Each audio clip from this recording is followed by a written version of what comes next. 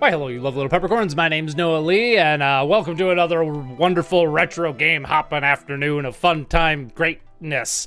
Hi, everybody. How are y'all doing? Romello's coming in hot with the classic internet speak. Well done. What's up, right, you whiz? Beating to the punch again. How goes? Hope all everybody are well. I am well. I hope you guys are well, too. You're good. I'm good. Everybody good. You had that I'm good locked and loaded, didn't you? Or you're just the world's fastest typer.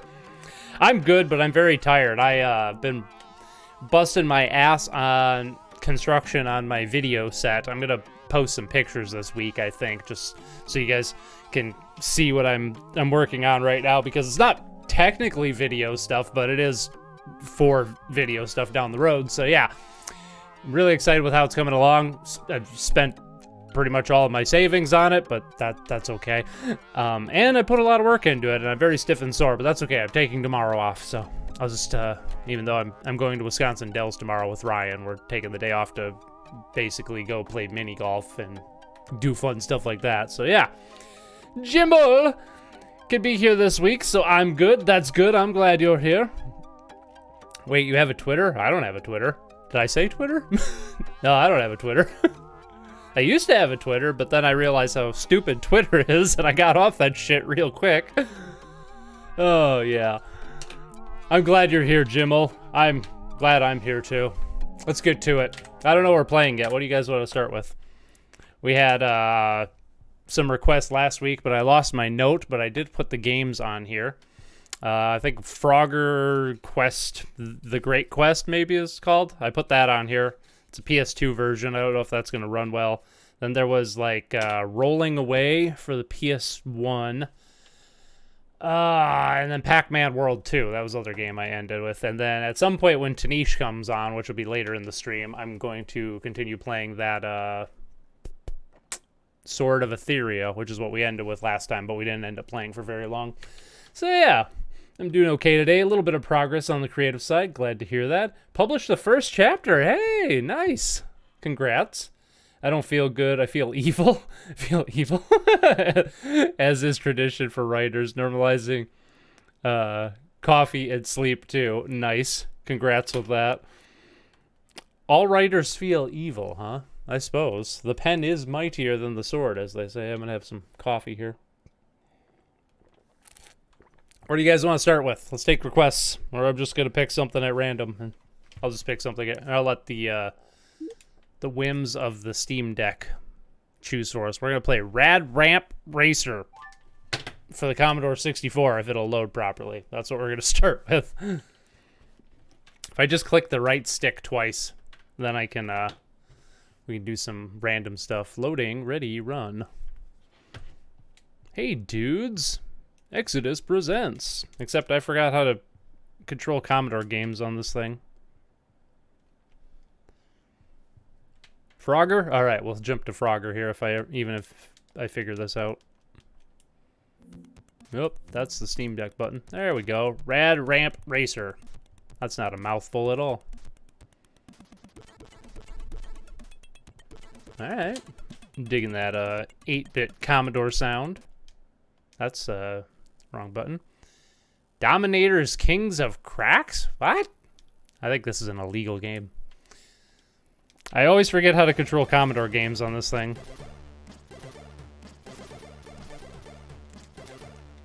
Buttons. Start.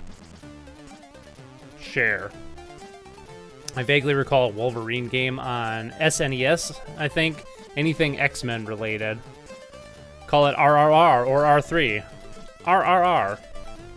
Isn't that like a musical artist that's like trending as a meme right now or something? That sounds familiar. How do I Commodore? I just played a Commodore game on here not that long ago. Ah, there we go.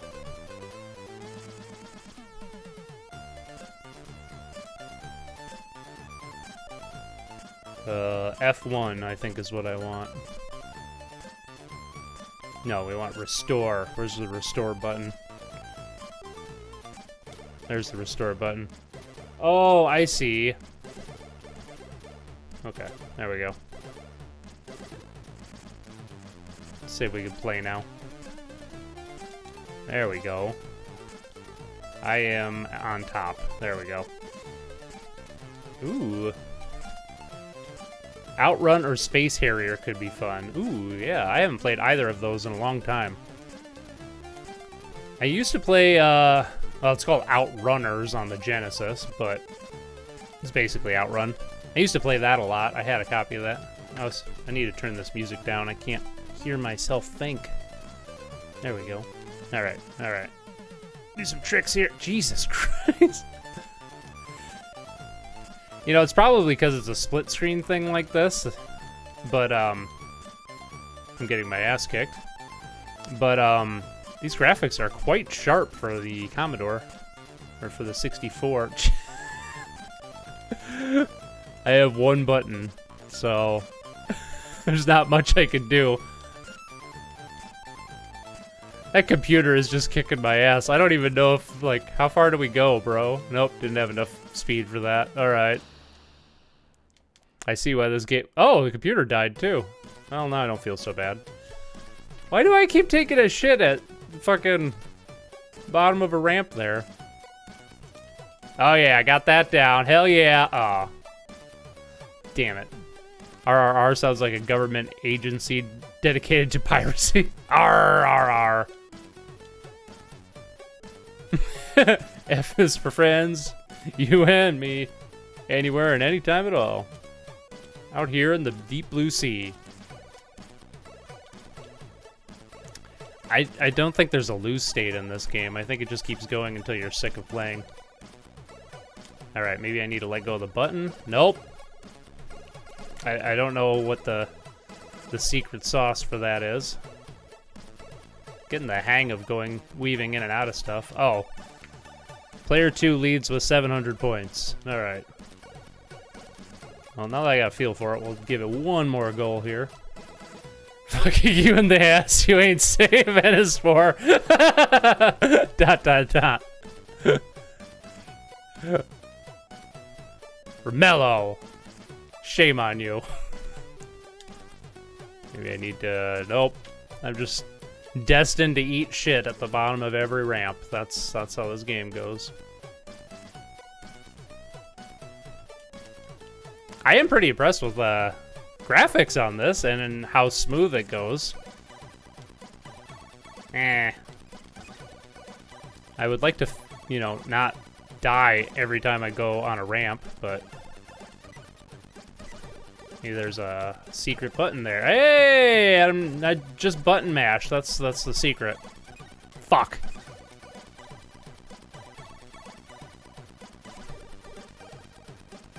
I have such a, like, soft spot for Commodore 64 music. It's just so charming. Damn it! Stop! Yeah, don't get me canceled, Romello. I might accidentally read something that I shouldn't read out loud.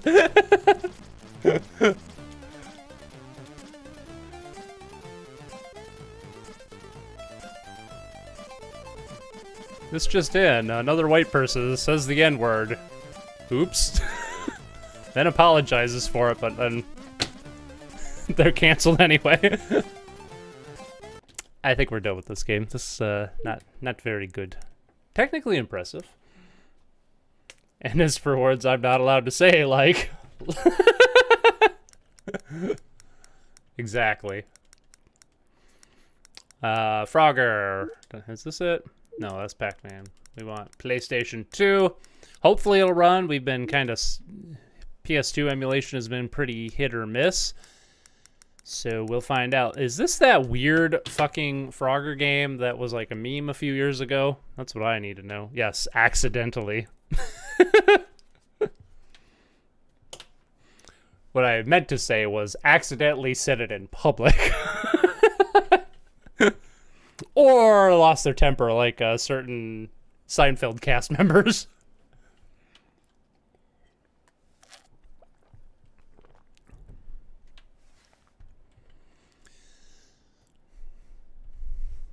I feel like this is that Papa Yeti Studio. I have never heard of Papa Yeti Studio. That doesn't bode well. This week I was watching a skate video and Tony Hawk Pro Skater killed my view of what is normal.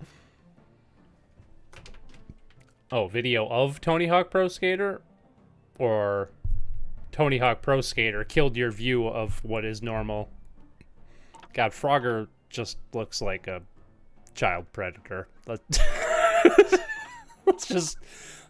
just not mince words here.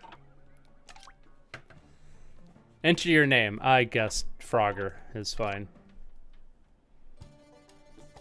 There are a surprising number of Frogger games. Oh, thank you, Steam Deck.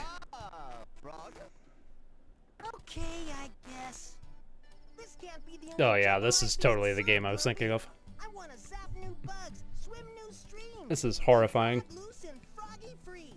And quit getting needled by that Smurfing this and smurfing that. World out there, it's not just skaters and Ugh. no, there's plenty bad greenery to be had. He looks like he should be B character on Xavier Renegade Renegade Angel. I remember the time when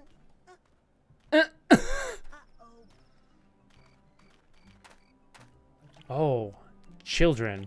Well, I did say, you know, what did Frogger look like? Yeah, I'm just saying. He slipped on this rock that was all frog slimy and stuff. His head hit a rock, and he was killed. God, these graphics are Did the princess stop running? horrendous. Turned around and Papa saw Yeti him. is an internal American team of Konami. Oh, I see. So happy to That see doesn't his bode big well cat. either. She picked up the frog and kissed it. Pooh! The frog turned into a prince. Yikes. Come out wherever you are, you little slime bucket. Oh my fucking god, this is horrifying. Emo, he just tastes like one. The design of Frogger is ugly. He makes the Will Smith fish look like Ariel from The Little Mermaid. Yeah, I think I'm gonna agree with you on that one. I thought Shark Tale was pretty horrifying, but I was wrong. It can get so much worse. So cool. That was a close one, Shaw. Next time they make us dinner. Bonjour. Can you fix your eyes? I Jeez. just have to find me a princess somewhere. Here's the titular line, the important line. That's it. A wish upon a falling star. I wish I may, I wish I must find a princess before I bust. Before you bust what now, Frogger? God, I am gonna have nightmares about this. Thank you for. This was your doing, wasn't it, Romello? This feels like a game you would suggest. Can you help me find a princess whose kiss will turn me into a prince? And the mosquitoes look like the villains from Food Fight. Oh yeah, they totally do. Now that you mention it, interesting design choices all around. Interesting is an understatement. Of course, Of course, this is probably going to be one of those games that has like a million cutscenes, but I'm willing to bet it's also the most entertaining part of this game. I'm just going to call it now. This game's garbage, right? Wouldn't that be amazing if the game was great, but the cutscenes are what's bad? I mean, I know that's a thing that's happened before, but Fairy frog mother, I don't know what to the say. fairy frog mother. Well, I'm off, good buddy. When I'm a prince, right by my castle, there'll be a first. I played this when I was 7 years old and liked it. I was stupid. You weren't stupid, you just didn't know any better. Isn't that crazy, like, the things that, like, as a kid, like, you just let pass? I just realized I didn't turn on one of my lights here. Damn. And now the game looks super sharp in comparison to those pre-rendered cutscenes we were watching. Those always emulate so well. Danger! Rapids ahead. Okay. Didn't we play like a Game Boy Advance port of this at one point in time? I want to say we did. Okay. I have 0 camera control. Yeah, and I remember commenting in that Game Boy Advance game, like, I hate platformers that just have random shit stuck everywhere for no fucking reason, and I'm already getting that vibe with this game. Stand next to them and press the circle. Wow! Oh, the circle button. See, that would have thrown me off. Next, let me tell you about the objects you'll find. The three main items to look Coins, for are gems, and magic gems, stones. And magic stones. Try picking some up. Okay. You just picked up a coin. Wow! The GBA game of this was much better. Oh god, we're in for a treat then. Coin. Be sure to search I remember really hating that GBA game. You can use that. If you use a memory card, you I feel your pain, Rebel, but with me it was VHS tapes, Mario movies, Warriors of Virtue. A child's palate takes a while to develop for real. True. I feel like, picked up a gem. Each kind has. I don't know, I feel like a lot of the stuff I was into as a kid holds up, at least, you know, for kids. Each magic stone. Because I was like into like Powerpuff Girls and a lot of Cartoon Network shows and stuff like that, and most of that's aged pretty well. Bugs to increase your health. Okay. Eat a bug. To eat a bug. At least I can like... At least I can ignore most of what she said. Okay, I was expecting him to like, you know, use his tongue to like Yoshi the crap out of that bug. I was not expecting him to squat down like a serial killer and just stuff the bug into his mouth. You're in the water. That's an interesting creative choice, I gotta say. In the direction you to swim to. Okay. To dive. Yep. When you're on the surface. I'll figure it out. I'll figure it out. Jesus. Boing. Okay. When you're on the surface, you can jump. There's probably a button that allows me to go underwater. Sure is. Yep. Typical 3D platformer stuff. I got it. I gotta watch out for the slaughterfish. Frogger is gonna become Dovahkiin. Boing. I have 0 camera control, it seems. Oh, I have one button that... Nope, I don't even have... I do. I have a button that centers the camera behind me. Cool.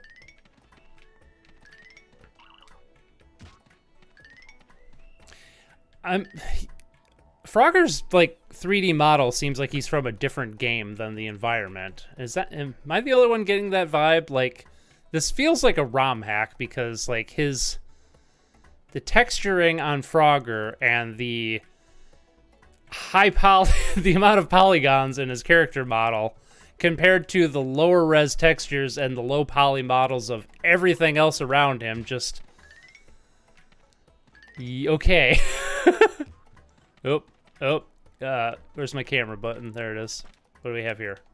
Can I jump on this, maybe? Jumping? Jumping. Is there an attack button? There's a spit button. There's a throw something button. Oh, that gave me speed. Oh. Wait, wasn't there a wall here before? Did I like throw magic to turn a wall into boxes? Is that what happened? You think that was creative? Look at how he glides. He glides? Oh. Very good. You did it. I did it. Brother, I want you to press the square button to spit a goober. To spit a goober. Frogger's gonna bust a goober later on. Hold the R1 button when moving left or right. Hmm. You can sidestep out of danger. Whoa. Sidestepping while firing frog goobers can be quite Frog handy goobers. when fighting Nice. multiple enemies. Now, Frogger, turn around and Break the vase with a goober. Nope, that's the wrong button. We gotta do this. Alright. Boing. This is a closed door. No shit. Walk next to it and hit the circle button. Oh. It's not locked. It will open. If it's not locked. Also use the circle button to The circle button? switches and levers. Do I... love that teleport there. Can I... Oh, what do we got here? Tell me, Granny Grandmother, Fairy Godmother. This is a locked door. God, my fucking nose itches today. Ah. You need a key to open it. Son of a bitch. Oh. Fuck. Wow, I did not have to try hard to get stuck. There we go. Okay. God, camera work in this game is horrible. Cool, love that there's just a key there. Hey, what's up, Live Coil? Sorry to be tardy to the party. Just got back from a date. Ooh. Glad you had a date. Did it go well? Give us the dirty deets, my friend. I fell. We are playing the most horrifying game. Oh, God. I guess we'll go around. Yep, that's the wrong thing.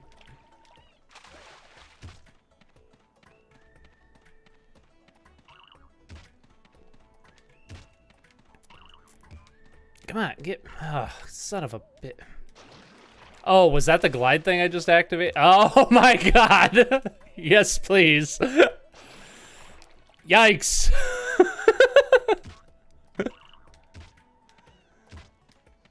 Second date, she wants to see again. Nice. Congrats, my dude. Can you... How did I get up here so easily last time? It was like a single jump, but I was up there. Was I even supposed to go? Oh, this camera is really pissing me off. There we go. I gotta make sure I pay very close attention to the level geometry when I jump. That's the secret. And I noticed there was a thing over here. Let's try out that fancy glide. Can I just skip the tutorial by going over here? Is that what's going on? Oh, there's a treasure chest up there, though. I want that. Son of a bitch.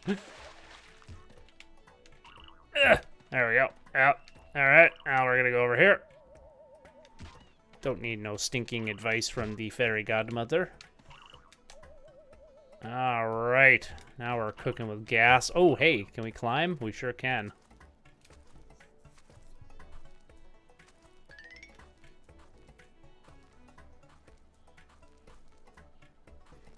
I mean, so far it's, you know, horrifying, but gameplay-wise, not the worst. I will give it credit where credit's due.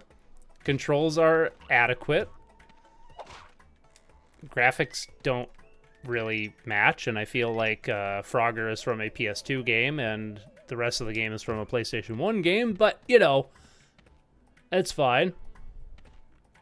This is the weirdest Frogger game I've ever seen. There are a surprising number of weird Frogger games, so the fact that this is the weirdest one... Oh, Jesus! That was kind of terrifying, actually. The fact that this is the weirdest one says a lot. This game is trying to be like Legend of Zelda and Rayman 2, but awful. I was going to say earlier, like, I definitely got some Rayman 2 vibes from this, but I didn't get any Zelda. There's probably dungeons later on. That is something I have always wondered, why there aren't a lot of 3D platformers. Actually, I can't think of any 3D platformers that kind of have, like, a dungeon thing going on. Like, that seems like a no-brainer, right? Like a Zelda-type world, but it's a 3D platformer instead of more, like, you know, combat-focused. Unless I'm forgetting something, but... I guess Okami is kind of like that. I mean, Okami is more combat focused, but it does have quite a bit of... Don't make him mad. He might bust. You don't want him to prematurely bust. He's got to find his princess first. Ooh, there's a fly here. That's still horrifying.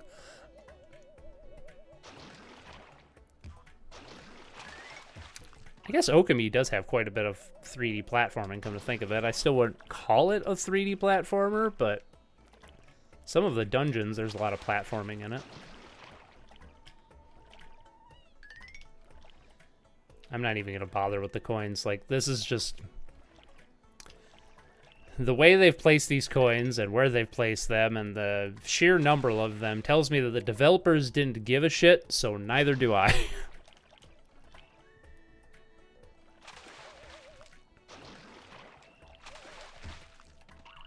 Boing. Boing. Ow. Ow. Oh, God. Suddenly there's combat. Okay. Very, very bad combat. You jump higher when you are moving. Isn't that true of, like, every 3D platformer? I'm hitting the wrong button. There we go. Gotta crunch down on a big old juicy fly right now. Boingy. I suppose we'll go down here and see what's down there. Oh, there's a big fish again. The current is even down here, like... Ah, big fish. So what are... God, I keep getting stuck on geometry. Jesus. Fuck it, I don't even want the coins. This is stupid. I don't even know what they do yet. Are they currency? Are they... Here, what do we got? Do we have an inventory screen? Nope, sure don't. Oh, there we go. We might have that. We do have an inventory screen. I see. In bag. Found. Possible. Cool. I am not taking the time to get all of those. No fucking thank you. Did you beat Demon Turf? Bet that looks like Citizen Kane compared to this. No, I ended up abandoning Demon Turf because it just got to be kind of tedious and way too much stuff going on. But yes, I would say compared to this, it is absolutely Citizen Kane. No, I really should go back to Demon Turf and finish it because there's a lot to like about that game, but it's one of those games that, like, I kind of felt like the developer didn't feel confident enough in the core of the game, so they added a whole bunch of extraneous bullshit to make it seem grander than it actually is, and I don't know, that's a major turnoff for me when it comes to games. Because I would say the core levels in Demon Turf are really fun. The bosses are pretty shitty. Actually, the bosses are terrible in Demon Turf. Combat is terrible in Demon Turf. But the platforming is great. The main levels are great. But then after you beat after you beat an area, you unlock the ability to replay like a harder version of level. Will you fuck off, mate?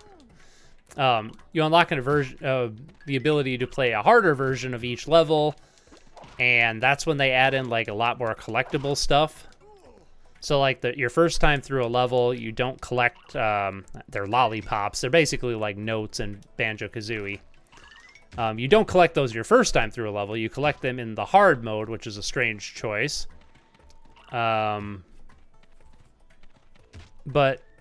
yeah, and the hard mode kind of mixes up the level design a little bit, but not enough to really make it seem like anything more than padding. And then there's like a whole bunch of mini games. There's like, you know, a whole like Coliseum with like 50 some levels of the shitty combat with a gimmick attached to it, kind of like the what the hell do they call them, the trial dungeons and like Zelda games, like in Wind Waker. It's like a horde mode thing. In addition to like extra secrets, and then there's like a mini golf mode where you have to like use your shitty combat skills to like move a ball through, and I don't know, it's just kind of like way too much. And so I would say like the game has probably like, you know, if you were at 100% Demon Turf, I would say only about 30% of it is actually worth playing, which is a massive turnoff to someone like me who is all about like cohesion and like, you know, only including things that are necessary in a game, and somebody who like, you know, wants to complete the entire game but also isn't going to, you know, go out of their way when the developer didn't take, you know, all that much care to balance. So yeah, it's a long-winded way of saying I abandoned Demon Turf, and if I do go back to it, I'm just gonna beat the core game and not bother with the rest of the stuff because it's not worth it. This game was meant to be a reboot that would spawn a franchise, but it was an overall failure, you don't say. So I returned to the older gameplay format of Frogger. Yeah, okay, so this is one of those games that, based on what you just told me, this is kind of like a Metroid Other M situation, where the idea behind this is not a bad idea, but the execution was shit.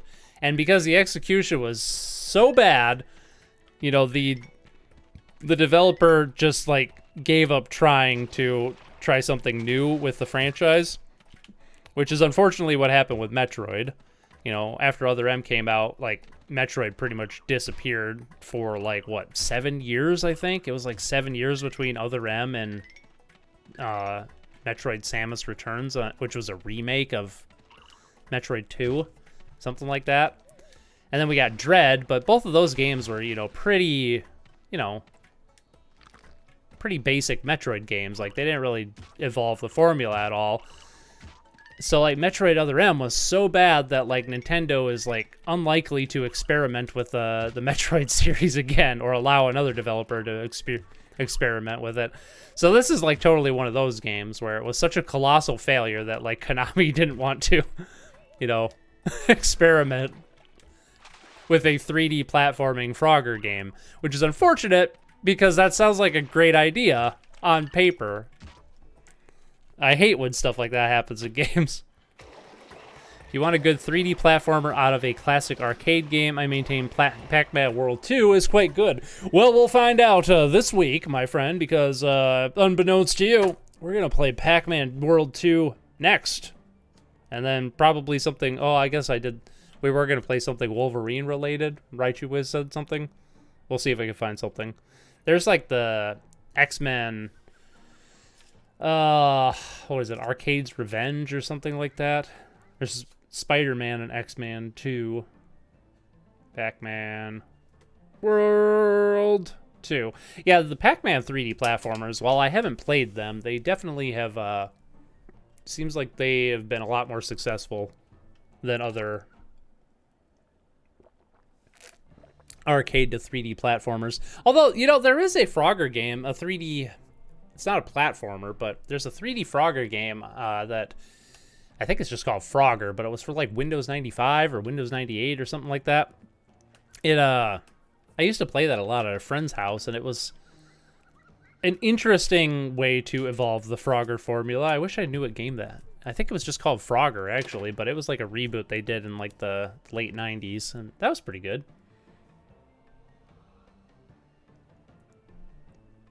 Say peanuts without the T? Peanuts? Like pingas? What's up, Toast Rave? Oh no, no, no, Nintendo isn't going to experiment with Metroid anymore? After the big hits of Star Fox Zero and Paper Mario Sticker Star, right? Oh, what did I buy? I bought a Frogger. Positive the Mosquito. Rolling Rapid Screen. Oh, are these like levels? Do you buy levels here? Yeah, it doesn't say what these are. Or did I buy like an extra life or something? Huh. Peanuts. I mean, I guess it kind of sounds like penis, but I could just say penis. If you just want me to say penis, just ask me to say penis. View collection. No, thank you. Let's just continue the game. Do you want to save the game? I suppose. No Frogger Great Quest. Okay. If it ain't broke, don't fix it. That's why there's a billion new Super Mario Brothers games. Thanks for getting Pac-Man World 2, bro. Oh, yeah, betcha. It was on the list. I am interested to check that out. Ryan's played it, and he quite liked it, so. He either played, well, maybe it wasn't Pac-Man World 2. He played one of them. I forget which one it is. I don't know. I guess there is something to be said for the if it ain't broke, don't fix it. But I do like, you know, experimentation, because I maintain to this day that, you know, Metroid Other M sucks ass, but the idea of a third-person Metroid game still appeals to me. I still kind of want to see that style of game. They just you know, execution is what's important. Remember, Frogger, seek the bear's help. Ah, yes. Oh yeah, come to daddy. Dog excited. Oh, yeah. He says, ja. I guess I'll go up here and grab some worthless coins. Oh, are you the one that's saying the... Okay, Get some. I do not understand this combat system. You have to be, like, standing still briefly in order for, like, the punching and the kicking to actually activate, because otherwise you just shoot frog goobers, which is disgusting. I love the Pac-Man World games. The first one is pretty good. The second one is awesome, but it does have some BS parts. The third one is divisive, but still good. Don't forget Pokemon. They tried a MOBA version of it. Still not hearing any breakthrough on that format. What, they tried a MOBA version of Pokemon? What was that? Was that like that that one Pokemon Conquest game? Was that a MOBA? I thought that was like Pokemon Fire Emblem. I don't recall a Pokemon MOBA. Or is that something that's like in development right now? Well, good experimentation, like Zelda. You asked us a few days ago if we preferred Wind Waker or Twilight Princess. I think the sailing in Wind Waker was a healthy, good kind of experimentation. What does MOBA mean? I actually, you know, I don't know what MOBA stands for. I know what a MOBA is, but I don't know what MOBA actually stands for. Is it an acronym? MOBA is like League of Legends, right? I'm pretty sure. Oh god, the proportion between that kid's head and Frogger is kind of tripping me out. It's like Frogger is either way too big or the kid is way too big. I can't decide.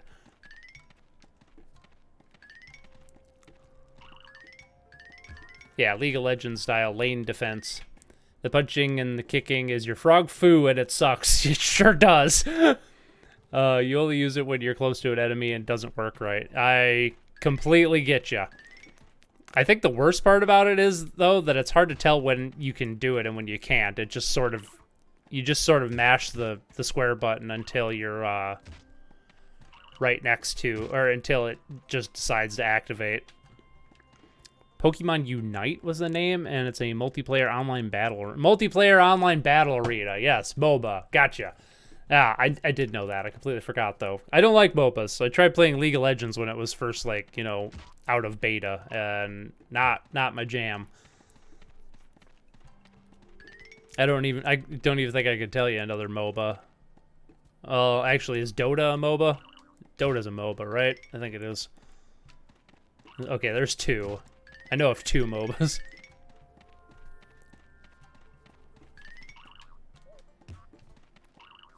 Just running around, doing stuff. Hey, you know, the frog food decides to work when I want it to for once. Yeah, I don't think I've ever even heard of Pokemon Unite, to be honest. You're not so... Don't make me mad. Oh, love those quips. Yeah, I definitely agree. I definitely agree with you going back to the experimentation in like Twilight or in Wind Waker. That was a bold choice but a great choice. But that's kind of anybody else see Frogger just like freeze in midair for a split second there? Sorry, it cracked me up. But I mean, that's kind of the thing with experimentation is like, it's not always going to work out, but, you know, the idea of good experimentation is a lofty one because you don't know if it's good experimentation until after it's worked out or not. But then there's like other cases where, I guess I'll go to Dark Souls 2 as my example because that's all I can think of. Dark Souls 2 is an extremely experimentative game, which is why it was so divisive upon release.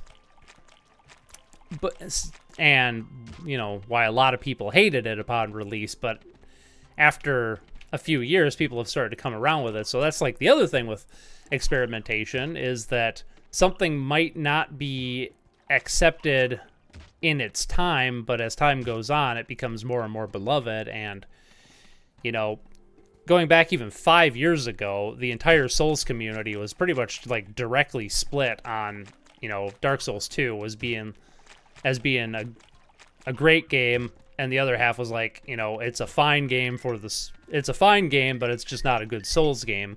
And now it seems that like most of the Souls community is on board with Dark Souls 2 as badass. And some people even think it's the best in the series. And I might be one of them. It's hard to say. I feel like, I mean, Bloodborne's the best all around, as I've said a million times, but I do play Dark Souls 2 probably more than any other one, and a lot of it's just because of how much it experimented with and how deep some of its mechanics are. Like, they really simplified a lot of mechanics for Dark Souls 3. I have no goal in mind with this game. I'm just kind of moving about. This game is incredibly boring so far, other than being horrifying at the same time. I see, thanks for explaining. When it comes to Pokemon, I think Pokemon Stadium 1 and 2 were cooler examples of experimentation in that series. Lots of people like Snap for some reason. Okay, I maintain to this day, the original Pokemon Snap is fucking amazing. That is such a great game. They really fucked up the sequel, though. It is such a boring, mediocre piece of shit. I didn't see that fish there. It was covered up by the level. Oh, man. I'm glad you brought that up. I've had frickin' new Pokemon Snap rant locked and loaded for 2 years now. But seriously, so like, the original Pokemon Snap, like, it was just a small game. Like, you know, I think it was kind of one of those games that, like, if you didn't play it when it was new and you went back and played it, you're probably expecting too much from it. Because there were only 151 Pokemon at the time. And not even all of them were in the game, which is crazy because they totally could have fit every single Pokemon at the time in Pokemon Snap, but they only got like 70 or something like that. Well, this is horrifying. Slap him, Frogger. Kick some ass. Hey, I'm getting my ass kicked. Get out of here. Stranger. Stranger danger. The Wasp also know that Frogger's a child predator in this universe. Ooh, we got some honey. Grab that honey and get the fuck out of there, Frogger. Come on, let's do it. Hell yeah. But yeah, the original Pokemon Snap is like, you know, it's just a small side game. I like the level design, you know, how you're using your, it's like a rail shooter, but you're taking pictures instead of shooting stuff, which is a brilliant idea. And it's more about like opening up like levels and like trying to get that one shot that, you know, trying to kind of like checking off your Pokedex. Like checking off a Pokedex in like the older games used to be a lot of fun because there were so few Pokemon. It was like a reasonable thing you could do. It's like, yeah, hell yeah, I could collect 150 Pokemon. Hell yeah, I could collect 386. I think once they got past Gen 3, it just got to be there's too many fucking Pokemon. So, and Pokemon Snap's like that. It's like, you know, I want to get like all the special pictures. I want to collect, you know, get a picture of every Pokemon in the game. I want to open up new levels through creative puzzles and stuff like that. So what did they do when they made the sequel? They carried none of those elements over to the sequel and just made it like all about, you know, replaying the same levels over and over again and getting slightly better pictures and getting slightly more points and stuff like that. And there are no like unique environmental puzzles to lure a Pokemon out. I mean, I guess there's some. I can think of one where you like throw stuff down a whirlpool to get a Whale Lord to pop out or something like that. But it's not like the same level. And then and then they just make you replay every level over and over and over again. And unlike the original, where it was like entirely by the player's own volition if you wanted to replay levels over and over again, no, you're forced to replay levels over and over again. God, I hate new Pokemon Snap. Piece of crap. Anyway, going on that rant. You want to combine the familiar with the new. That's true in all creative endeavors, I think. Wind Waker still felt like a Zelda game. Pokemon has so many options for genre. Not everything works. Yeah, I agree. Also, the voice of Tails from Sonic Adventure 2 is this game as a child. Wait, is in this game as a child. Ooh, fun factoid. My only problem with the new Pokemon Snap is the fact that not as many secrets and the last boss does not feel as fun as Mew, except that it's great. Except that it's great. Oh, except that it's great. I see. I thought it was boring and tedious and had none of the charm of the original. Was my take on it. I do absolutely agree. The final boss was not fun. It was stupid and boring like the rest of the game. Oh, I stumbled upon a cutscene, I think. Oh, there's the burr. We found the burr.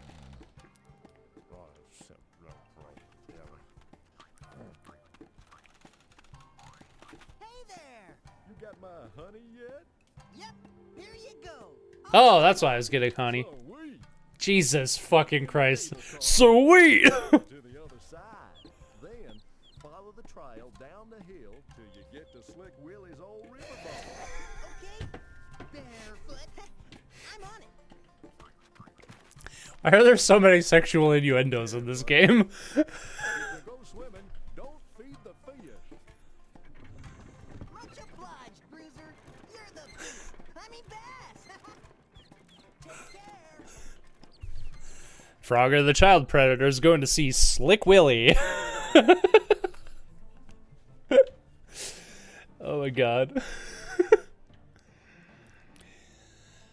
Yeah, I didn't play Snap when it was new. I think you're right about playing it after the fact. You're right, too. I think Stadium 2 had every Gen 1 and 2 Pokemon. Yeah, it did.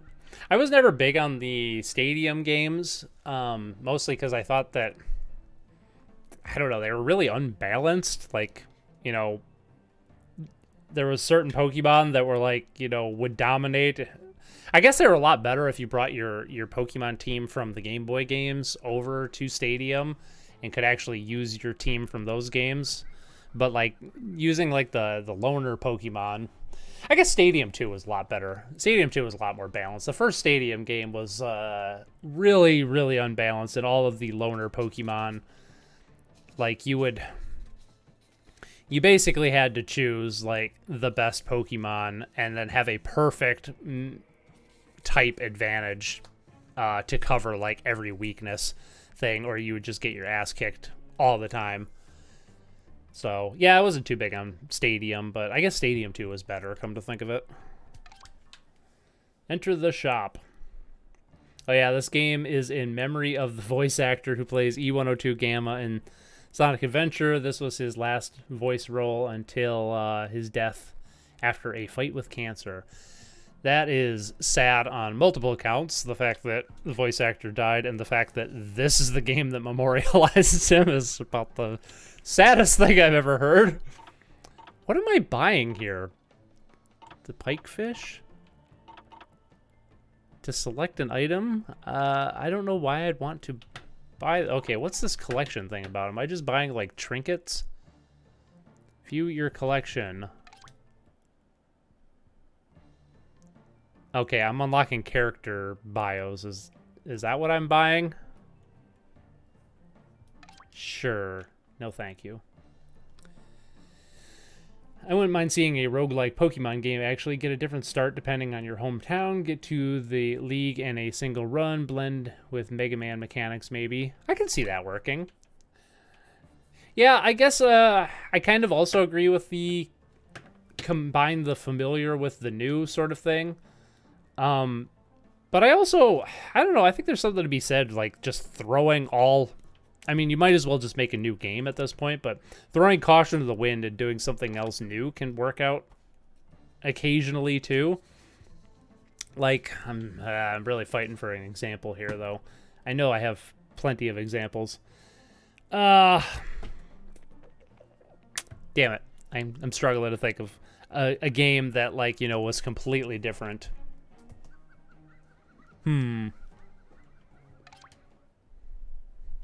Maybe it's not as worthwhile as I was thinking. All right, we're gonna do one more section of this horrendous game, then we'll move on to Pac-Man World. Can I get a shout out, please? Supersonic Galaxy, what's up? How you doing? Supersonic Galaxy coming at you hot on the retro game hopping channel. Which is all we've been doing lately, because I haven't uploaded anything in like 2 months now. Okay, so you're just buying concept art. Gotcha. I don't give a flying fuck about that. Slick Willie's Riverboat. Sounds like a floating brothel.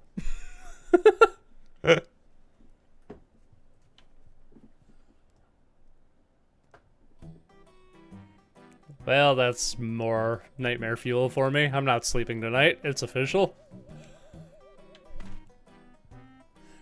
Why did you even need to take the cable car from the Burr if you could just do that?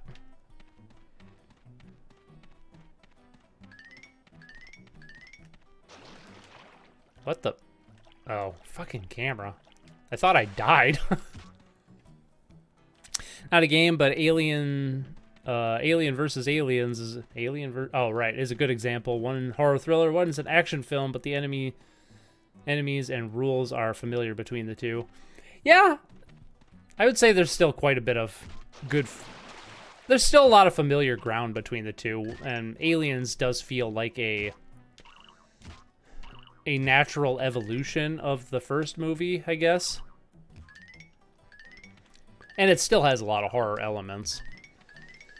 I don't know, I guess like Super Mario 64, it doesn't seem like it anymore, but that was a pretty big risk on Nintendo's part. You know, there's really not a lot of familiar elements when you think about it. Like, yeah, you can still jump on enemies, and there's still platforming, obviously, but the actual, like, core of the game, which, like, the core of Super Mario Brothers was to, you know, get to the end of the level. And that's not the case in Super Mario 64. You know, in that regard, Crash Bandicoot is more of a... What the fuck? Is that a cat? I can't tell. Meow. God, this combat. Meow. Out with meow. Yeah, in that regard, Crash Bandicoot is closer to, like, an evolution of... Okay, I hit the circle button like 3 fucking times, and then I hit the jump button because the circle button wasn't working. You're not so tough. God damn, I hate this game. Like, the controls aren't really even that bad, but they...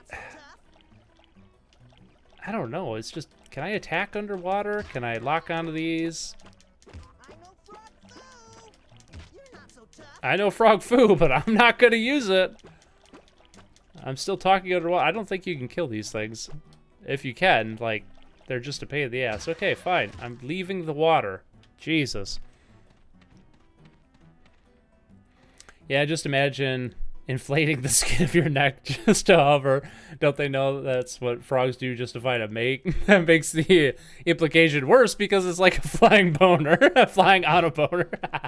Can I... So Frogger is a flying fuck is what you're telling me. I guess he does give a flying fuck. I may not give a flying fuck, but... Oh, and... Got 23 is... Okay. Go fish. Hello. What do you want, Swamp Thing? Swamp Thing. You see we're busy. Busy. Hi. I'm here to meet the River Princess. Maybe you should... I'm about to bust. But I'm looking for the River Princess. Oh, so you want to mess up my card game? I want to... Oh, a wise guy, eh? Get him, boy. God, my fucking nose will not stop itching. Okay. I swear, I only did 3 lines of coke before streaming.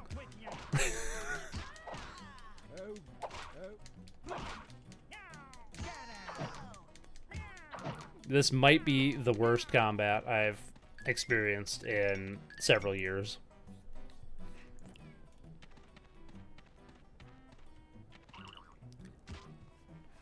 Is that cat really called? No need to type it out loud. I'd read it out loud too. Wait, did they have names? I didn't see a name. Probably for the best. He is trying to find a princess just so he can bust, so makes sense. I mean, I gotta say, of all the stories you're gonna go with, you know, kudos to them for being brave enough to tackle such a mature topic in what is ostensibly a kid's game.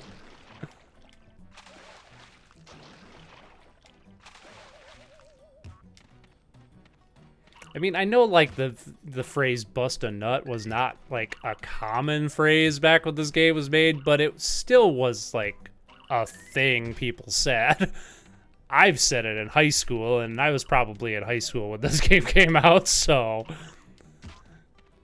Clearly, somebody wasn't paying attention, or they knew exactly what they were doing. God fucking damn it, camera.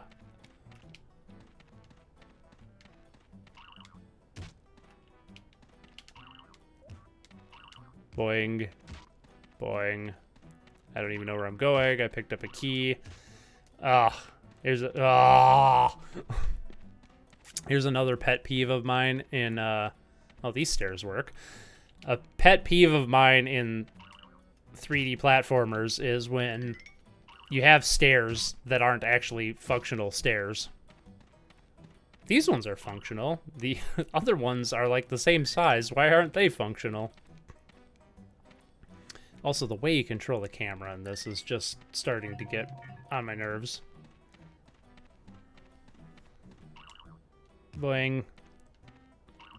Can I... Come on, get up there. Yeah, thank you. Okay. If only the game... Ah, crap. If only the game used the original Frog Prince story just so we see this frog get thrown into a wall and die. Wait, is that how the original Frog Prince story ends? Is it a Brothers Grimm story? Oh yeah, ring the bell with your spit. Is the bell up here? On these non-functional stairs? Oh, they are functional. They're just really fucking janky. Okay. They're partially functional. Jesus Christ, that's even worse. Okay, the bell is up here. Can I... How do I ring the bell with my spit? Can I aim my spit? Yes, I can. Okay. Ah, I hate that too, where you have to do something multiple times, but there's no indication that you need to do it multiple times. It's great. Ooh.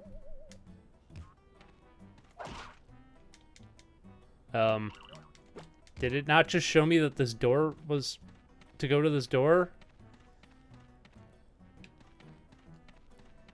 Is this one of those things where, like, the cutscene is telling me that a thing is doing the opposite of what I think the cutscene's trying to tell me to do?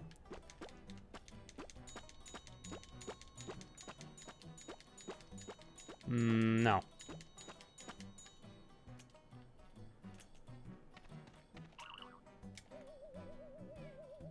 Meow. Press O to open doors. Alright, I forgot. Thank you. It's been a long time since I came across a door in this game. There ain't shit in here. I guess there's some coins. There's the audio breaking. Maybe I just need to sit at this table here and think about my life.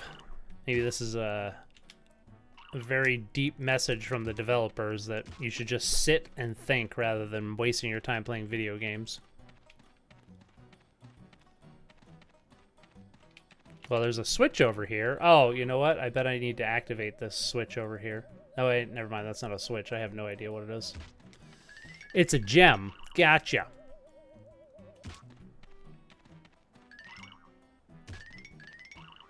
I think I've about had my fill of this game anyway. Just kick the chest open. Do I need a key for the chest? I don't recall needing a key earlier when I found a chest. Open? Open. The O button. Oh! O stands for open.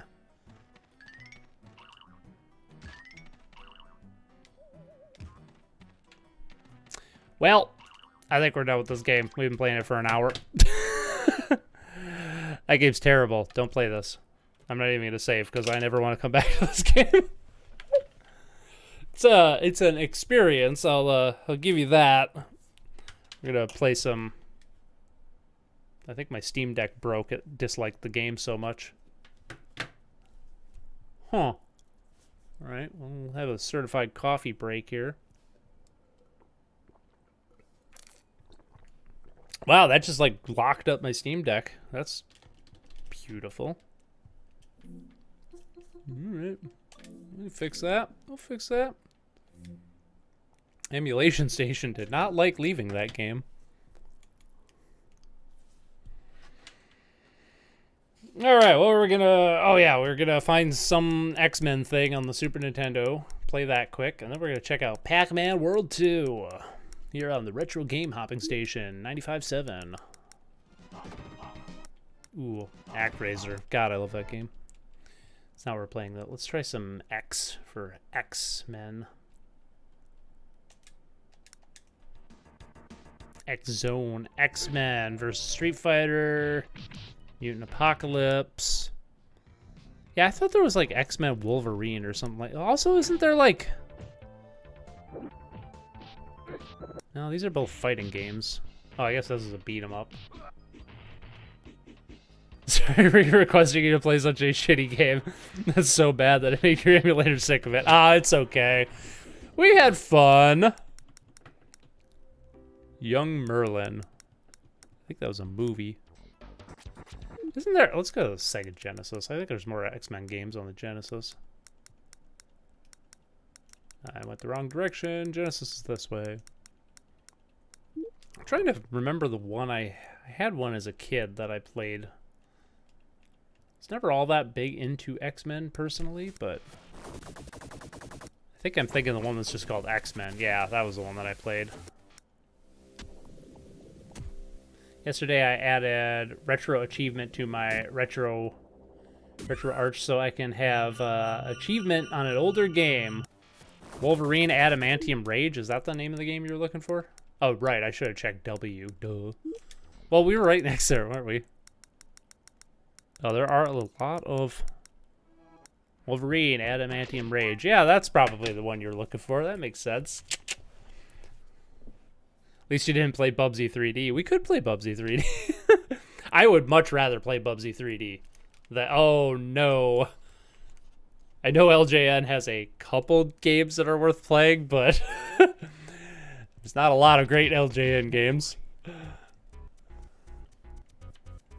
Ooh. This music is not doing much for me either. Okay, never mind. I lied. This music's great.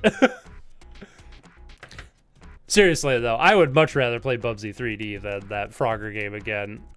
Bubsy 3D is not nearly as bad as people make it out to be.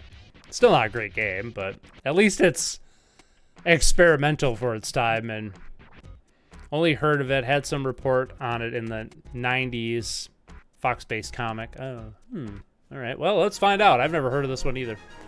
Or I've never heard of this one. X-Men Mansion Headquarters, home of Wolverine.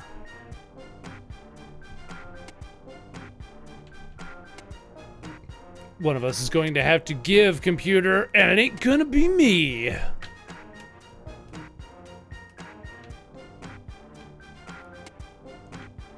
So my question to you, Jimble, going back to your retro arch, adding achievements, is why? I say this as somebody who has an absolute hatred of achievements and the very maybe not the very idea of them, but I don't understand them. I think they are such a massive gimmick that just distracts from the game you're playing. I guess it's fine if you don't have a thing that pops up, and it's just like a behind-the-scenes thing. I could see that being fun, but I always hated it in a game where, like, you're playing and you accomplish something and this little thing pops up in the corner just to distract you from the game. That annoys me to no fucking end because it's just another thing that makes me feel as though, you know, video games are like a product instead of a work of art. Like, imagine if, like, you know, movies had that, or books. Like, what if there was like achievements are, to me, are the equivalent of somebody sitting in a library with you, and every 10 pages they slap you across the face and go, good job. I fucking hate that. I can't stand achievements. I love trophy and achievements, which also give me a reason to replay older games. Okay, we're just gonna have to disagree on that. I don't understand that. Does this Steam actually hurt? Yes, it does. Okay. How do I... Oh. This is one of those games where you have to duck so you can jump high. I am really hating this level design so far. Ugh. Okay, son of a bitch. Go. Yes, where do I go to? Okay, punch the door. Gotcha. So do you not find achievements distracting, or do you like keep them behind the scenes? Or is it just like for games you've already played before you find it? I could see that, I suppose, if it's like something you've played before and that's like your purpose, like, you know, the reason you're playing the game is to, like, you know, do different like tasks and stuff like that. I can see that being a way to extend your enjoyment of a game. There we go. I was gonna say, there's gotta be a button for claws, right? There we go. Ah, shit. I don't know, maybe I'm definitely in the minority in this. I know that for the most part, most people like achievements. So I'm not saying that you're wrong, I just don't understand it. Oh, well, you say if a movie have that, but I remember on Xbox there was an achievement with the Netflix app to actually watch something. Are you fucking kidding me? That's the dumbest thing I've ever heard. Oh my god. But yeah, I mean, that's like the same thing. That's, you know, I don't know. Video games are such an important artistic format to me that anything that like distracts from the game itself just seems so, I don't know. I guess it's just because I get my enjoyment comes from a different place than most people. That's got to be all it is, because, you know, like, oh, I can't go back up there. Okay. Am I stuck? I am not feeling this game so far.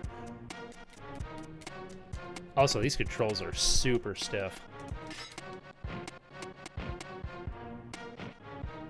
Somehow I did a roll, but I don't know how I did a roll. Huh.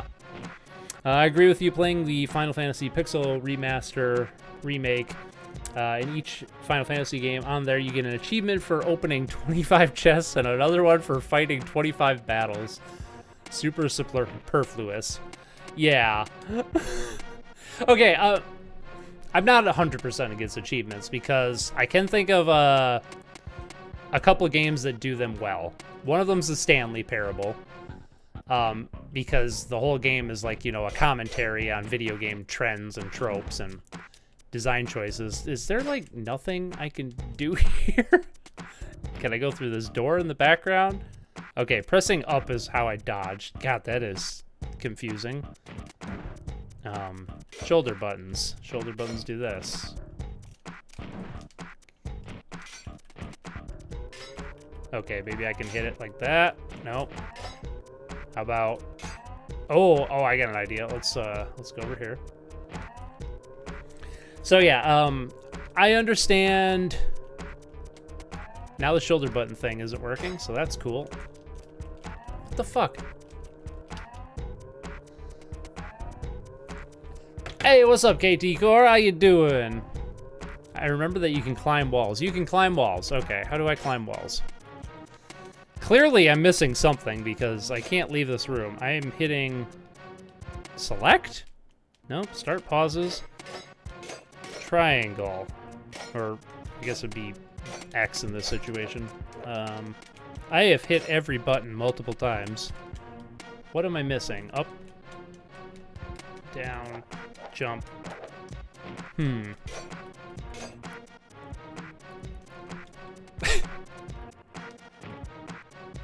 Are you sure we can climb walls, Rambello?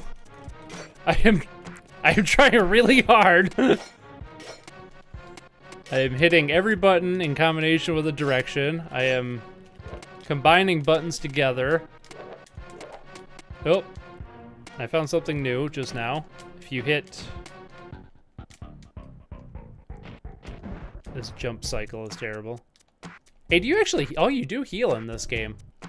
That always bothered me when you played as Wolverine in games and you don't actually heal. I guess for me, a game is still a game at the end of the day, and, oops, sorry about hitting the mic there. And trophies are similar to how in older games you had a score/high score, which I see as similar. It's just an extra to add to the game. That's fair. And that's probably the difference between... Somehow I did an uppercut there, too. That was cool. I think that's the difference there, is that I know video games are games, but I don't see them as in the same vein as like a board game. Is that a good way to describe how you see video games? It's kind of like it's like the same vein as a board game, where like, you know, the challenge or the enjoyment comes from like accomplishing a goal or checking off a checklist. I mean, that makes it sound like dry and boring. Okay, hold on. I'm gonna look up how the fuck to play this game. Or am I thinking of a different Wolverine game? Try to go through the door. I've tried that. Let's try hitting every button again by the door. Okay. Select. Does select go through the door? Fucking LJN games, I swear to God. How about... Oh, if you hit L and R together, you do a sick pose. That's nice. Alright, I'm gonna look up how to play this game. What's this called? Wolverine something? I forgot the name of this game.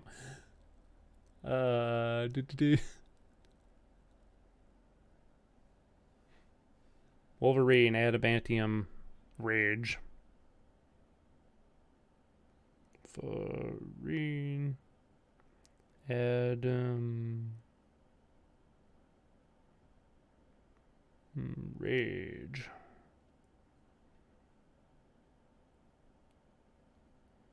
Ooh, this game's cheap. You can get it on Etsy for $20. Nice.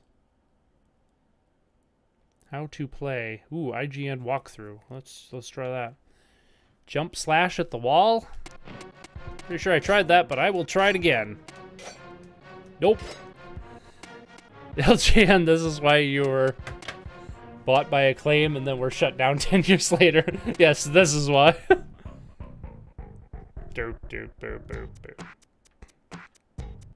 This game is apparently 3 hours long, and you're going to spend 3 of those hours trying to figure out, at least 2 of those hours trying to figure out the controls.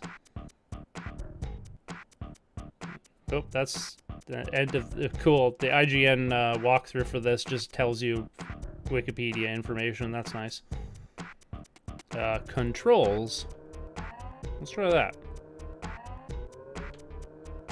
Kind of digging the jams in this.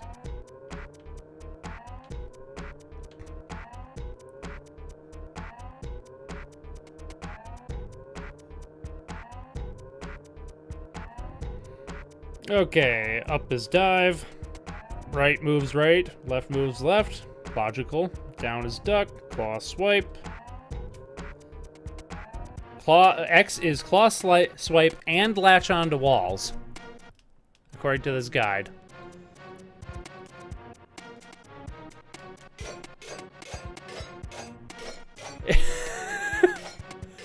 What the hell? How did I do that? Oh, okay, just... What the fuck? What the? I did that so many fucking times. Are you kidding me? What?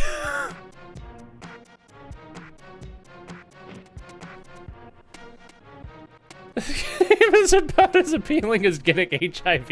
Nice. It's getting scandalous up in here. Okay. So we jump, and that. Now, how come it wasn't working before? I did that so many times. You all saw that. What the fuck? Apparently, this game is programmed to know if you're reading a game facts thing and then tell you to do exactly what you have been trying.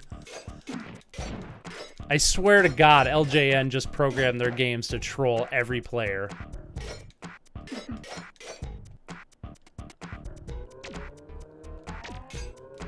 Oh my God, I can't believe how easy that is now. What the fuck? I did that so many times. Wolverine is trying to dig his way out of this game. Oh, this is also really fair.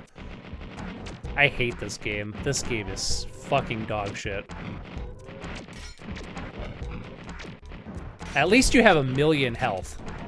I am getting my ass kicked and it does not matter. Ah, and the fucking timing on those is terrible. Of course it is. We're batting 1,000 for great games today. And now I can't, oh! I can't freaking turn around. What the hell is going on with this game? I'm gonna head to bed. Clearly the comics lied to me. For shame. By right you is. Oh, there we go. Yep.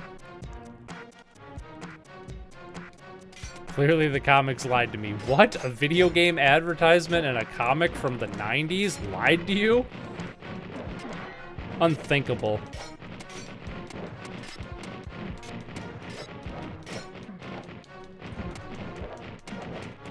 Can I just, like, go through this door and not bother with these things? I'm getting so many hits and it just doesn't matter.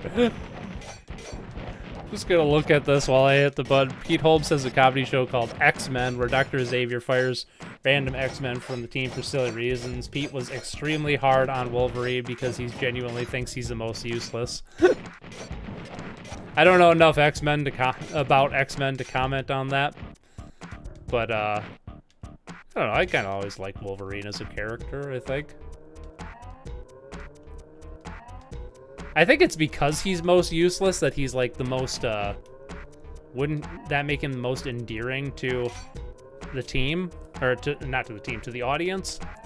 I feel like Wolverine is like the audience surrogate, right?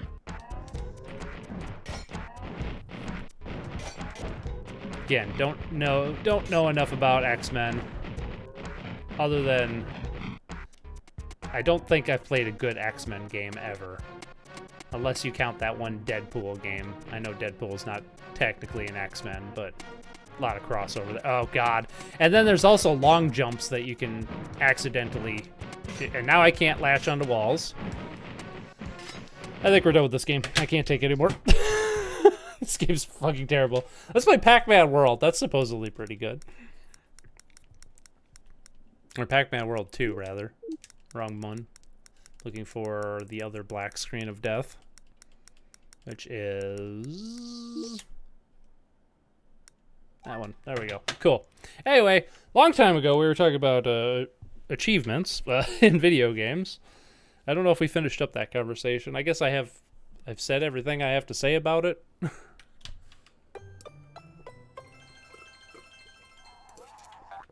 I guess I understand the appeal of it from, you know, wanting a little extra out of your games or something like that. I feel like the best achievements, though, are kind of like built into the game itself rather than like a separate like menu. I know there's games that do something like that.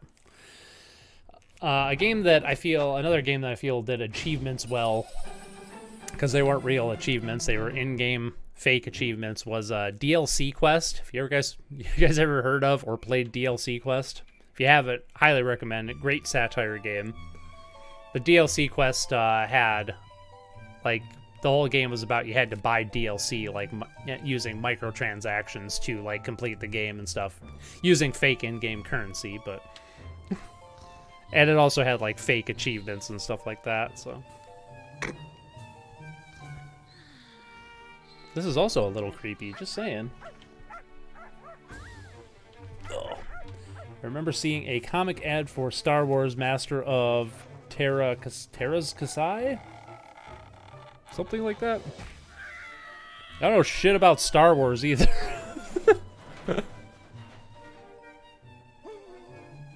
Ooh! You're gonna get eaten by the Pac-Man.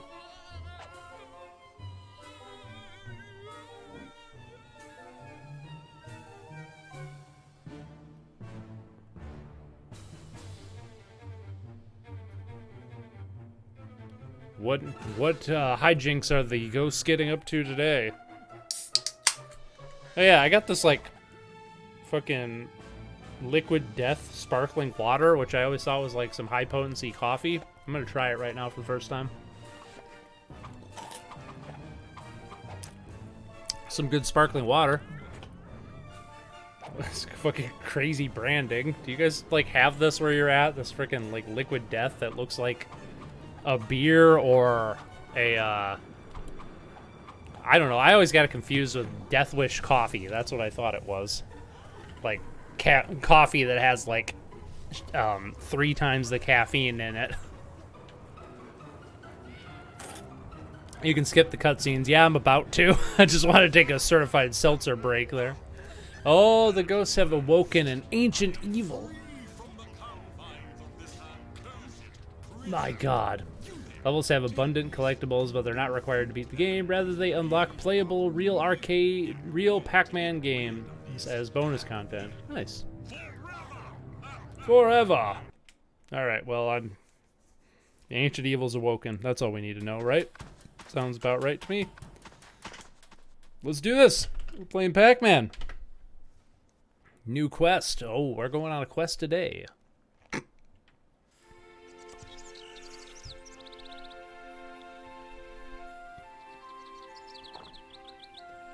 Pac-Man.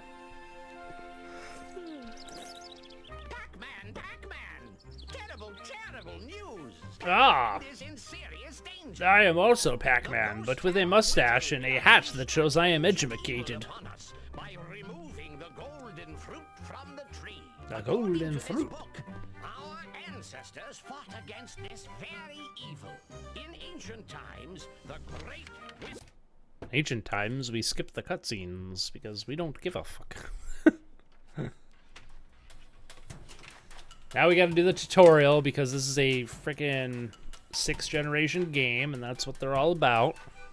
Welcome to Pac Village, the heart of Pac-Land. You have a long adventure ahead of you, but you can always return home for some diversion. Have you seen that new Frogger game? He's all about busting. Maybe you could do that. I hear that's a good way to keep yourself diversed.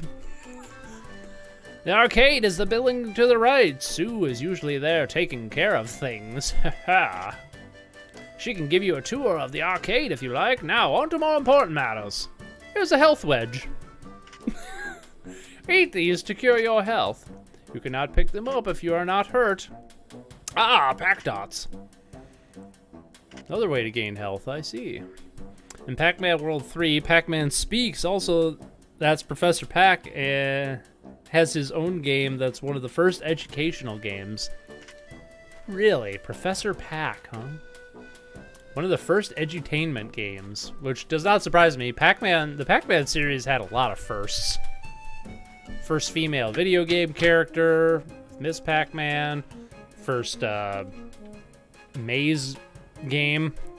I mean, I know that's not a popular genre these days, but it was super big in the 80s. First side-scrolling platformer, arguably, with Pac-Land. Make sure to grab them. Here's a token. Collecting these will unlock games in the arcade. That is a good idea, like having other Pac-Man games to unlock as collectibles. That's a good idea.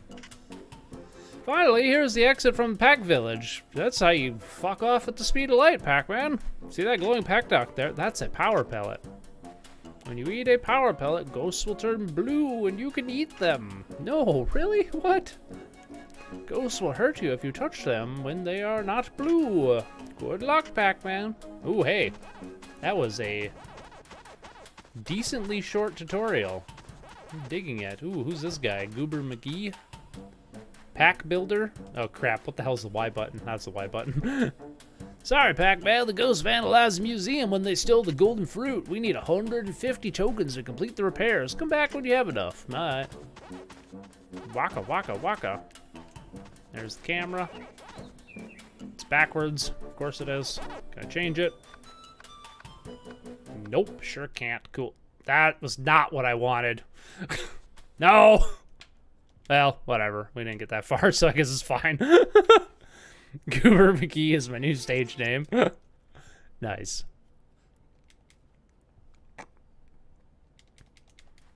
Okay, skip. Hey, you can skip the tutorial. All right, I'm already liking this game. Let's eat some ghosts here. Wop wop.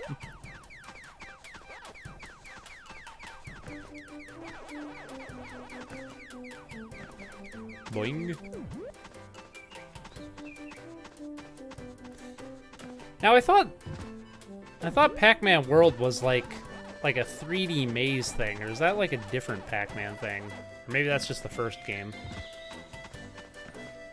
So I always thought it was like an actual maze, not like a typical 3D platformer, but more like a... Ow! Get off me, doggo. Ooh, you can butt bounce. Ooh. Liking this movement system, gotta say. God, this feels like the greatest game I've ever played after playing that fucking shitty Frogger game and that shitty Wolverine game.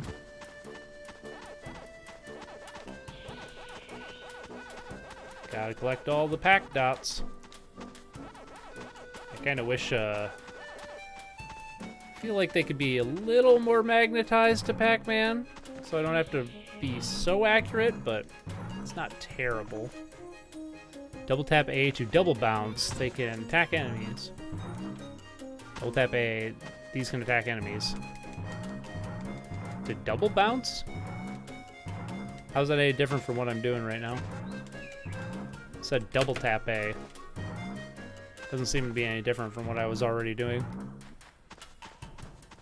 Health bar is located somewhere. Do we get some fruit?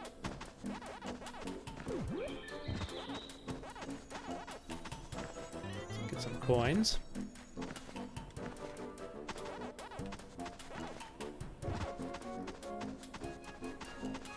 Doop, boop, boop, boop, boop. These must be the tokens that Goober McGee was talking about. Ooh, there we go. Big old cheese wheel. Nice. No, you're doing it. I just misspoke. Oh, okay. Gotcha. You're in good company. Ooh, these flowers keep, like, catching my eye like I could do something with them, but... Boing. What? Come on, get up there.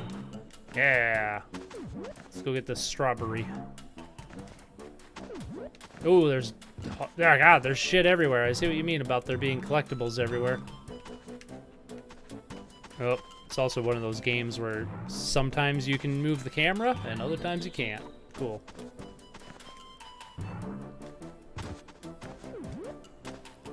You passed the shit and got to the gold. Maybe not. It's not the gold, maybe the silver or something, but it's not shit.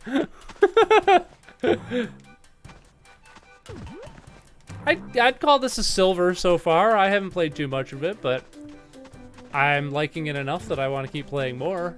It doesn't give me nightmares like the Frogger game, and it doesn't make me want to pull my hair out in frustration like the Wolverine game, so I'm not going to bother with the rest of those collectibles. We're going to move on.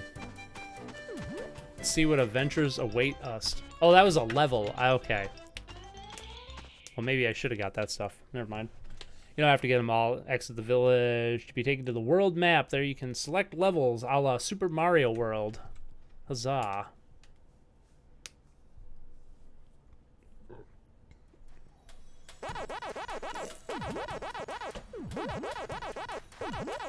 Oh, I missed 2 cherries and 2 strawberries. Alright, I see, I see. The bear basics? Oh god, more bears. He's gonna tell me to go to Slick Willie's. Okay, this is a little more like what I thought it was.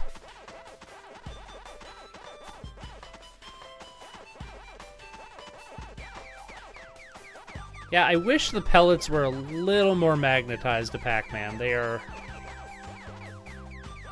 a little more tedious to pick up than they should be. But it's good enough. It gets the job done.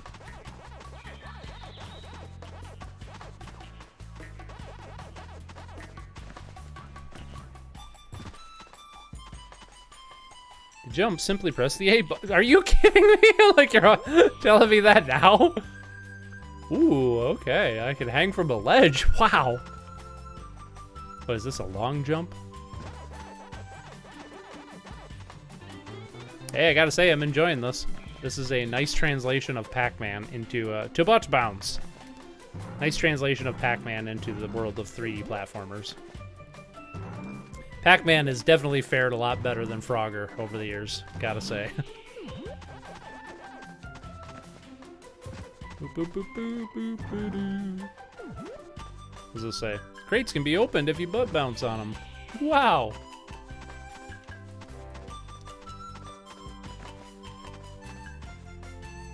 Try out the butt bounce on that Pac Cub. Pac Cub, oh. Boing.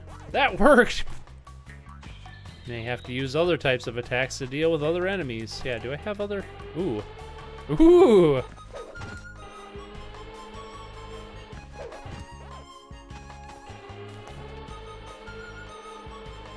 Can run in place. And then kick.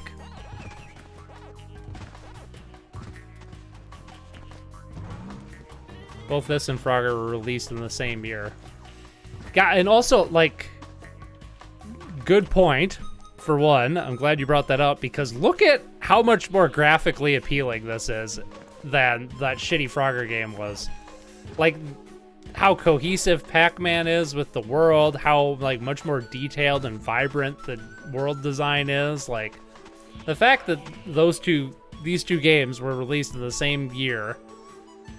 Try and rev roll by holding B button, aim, and then release. Oh, okay. My problem was I was jumping. Gotcha. I understand now. But bounce on switches. Boing. Whoa!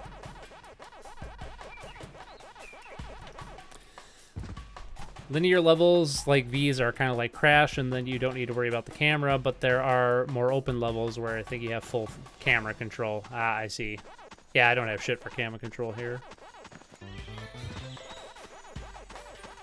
Well, I guess I got a little more camera control in this area, so I see what you mean. Speaking of Crash, I didn't bring it up, but I just beat Crash 2 yesterday, 100%. I played through Crash 2 finally after several years of people telling me what a great game it is. It's a great game. I like it. I'm still not all that big into Crash Bandicoot games all that much, but I quite like Crash 2.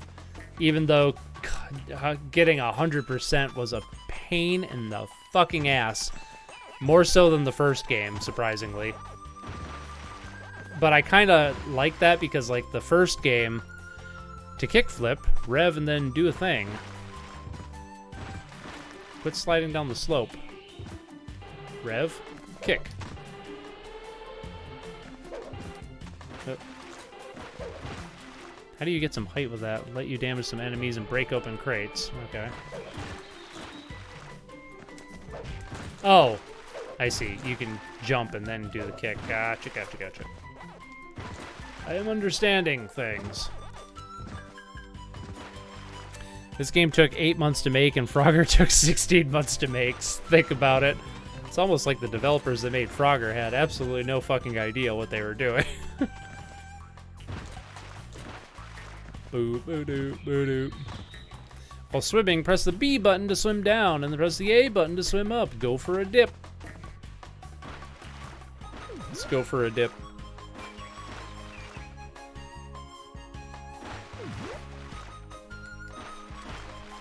I guess I'll have to play Crash 3 now to complete the trilogy. Oh, how do I break boxes underwater? Do I need a butt bounce? Can't butt bounce.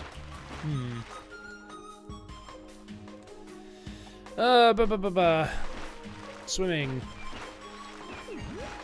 All strawberries collected. Nice. Now, I know there's a lot of stuff in this, and you don't need to collect it all, but this is kind of, at least so far, this is so appealing that I kind of want to collect everything. If you think completing Crash 2 is hard, wait till you get to Crash 3, and don't get me started on Crash 4 unless you want to be whipped with barbed wire. Yeah, you guys are telling me about Crash 4 and how bullshit it is to complete. Great. Yeah, so like, I don't know, Crash 1 was a pain in the ass because you had to beat every level and collect every box without dying. And that was a pain in the butt, but at least it was like straightforward. Chest can only be open if you have a fruit of that type shown on the chest. Grab the orange and give it a try. All right. But Crash 2, like, I had to look up a couple things because, like, it was ridiculous. Metal Mario. Metal Mario can move. There we go.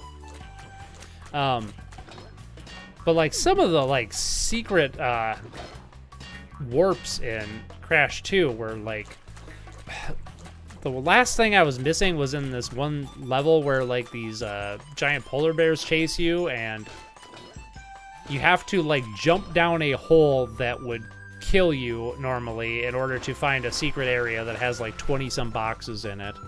And I'm just like, how the fuck are you supposed to know that? There's like no indication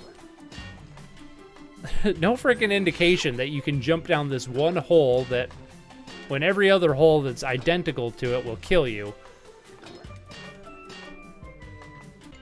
So yeah, Crash 2 was kind of a pain in the ass to complete, but it's a lot more balanced because it's kind of like, unlike the first game, which was a pain in the ass from start to finish, Crash 2 was very well balanced and very enjoyable until you try to complete everything, and then it becomes a chore. So I guess it's a lot better. It's one of those games that's easy to pick up and play, but it's hard to master. So I definitely appreciate that a lot more. Hey, what's up, Wacos? How you do?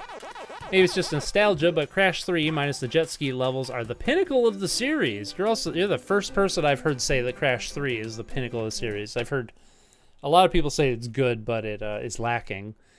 Also, hey, dude, just hopping in to say, sup, gotta get back to writing end of school year reports, but we'll catch the VOD soon. Nice, man. Talk to you later. Thanks for popping in and saying hey.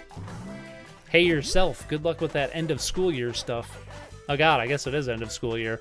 I don't know. I've been out of school for like 10 years now, so, well, out of college for like 10 years now, because I'm old. I'm an old man. Nope, yeah, 10 years. Okay, right. Yeah, butt bounce on that bitch. So yeah, I'll be giving Crash 3 a try here pretty soon, I think. I need probably a week or two break from Crash, because I started to get frustrated with Crash 2 last night, but I was so close to 100% again, I didn't want to give up. Boingy, boingy. Oop. So wait, can I hit ghosts? No, you can't hit ghosts. Okay. I figured ghosts were different enemies. There we go. Got me a power pellet. God, I'm really enjoying this game so far. Never mind, I hate this game. Canyon Chaos. Boing.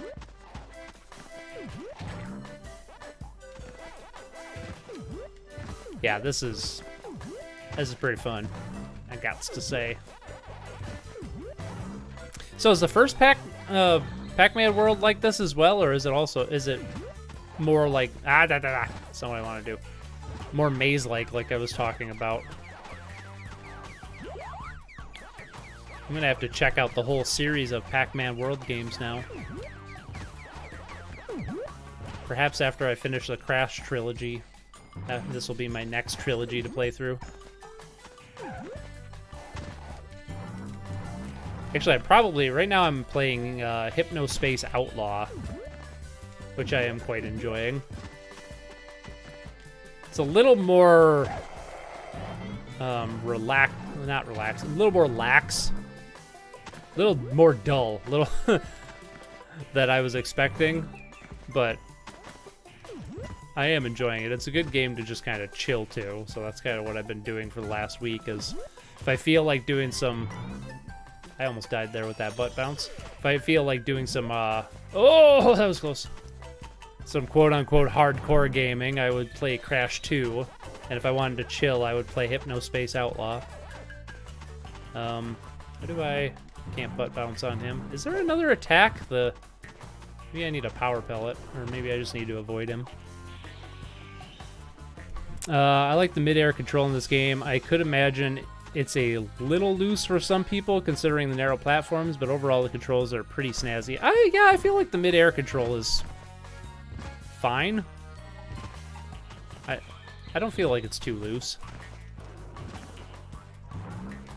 Really, my only complaint so far is, and I'm getting used to it now, so it's less of a problem, but just picking up the individual pellets, I just wish they were a little more magnetized to Pac-Man. Just feels a little loose trying to pick them up, but I am getting used to it, so it's not really a big deal at all. Ooh, we got some of this action going on. Hey, what's up, Aiden? How you doing? Good morning. Or good day, as you Aussies say, stereotypically. How you doing, buddy? Hope you're doing well on this fine Australian morning, Wisconsin evening. Afternoon, late afternoon. Oh, it took me back here. Look at that. Oh, Rev. Yeah, Rev to hurt the big bears. But not like that. Let's just... Yeah, crap. I was gonna say, let's just not. Hey, Pac-Man World.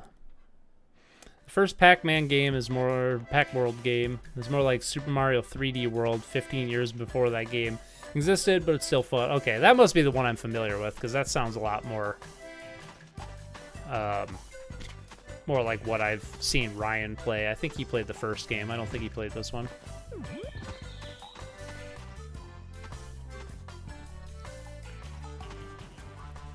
Oh, I missed your thing. Granny Cream's hot butter ice cream lives in my brain rent free. That would be traumatic if you don't get the Hypnospace reference. Granny Cream's hot butter ice cream.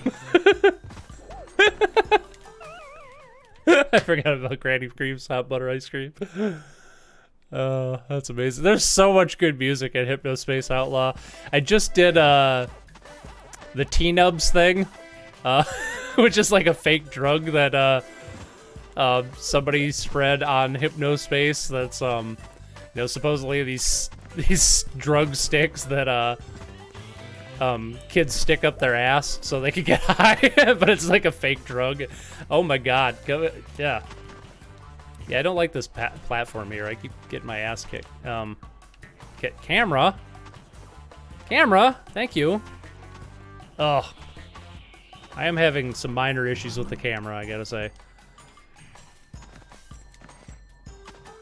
But yeah, I just I just did the T-Nubs thing in Hypnospace Outlaw, so like the Counselor Ronnie song was stuck in my head all day yesterday. If you're a cool teen, don't insert a bean. Oh man, good times. I love me some Hypnospace. Now we're gonna go do this thing again. Not bad, actually not stereotypical at all. We say it all the time. Well, shit. That's God damn it! Are you kidding me? Maybe don't drop me right next to the frickin' edge of a pitfall. All right, I need to move on. I don't need to collect everything. Do not need to collect everything. My my desire to complete every game is kicking in, and I'm having a hard time not trying to collect everything, but I am streaming. We don't need to collect everything. Oh, hey, look at this little knockoff Goomba boy here. Let's try doing some revs to them. I guess I got a power pellet. Which doesn't work, only works on ghosts, it looks like. Alright. What have I missed with Granny Sweets being traumatic? Ah, it's fine, don't worry about it. Wacos gets it.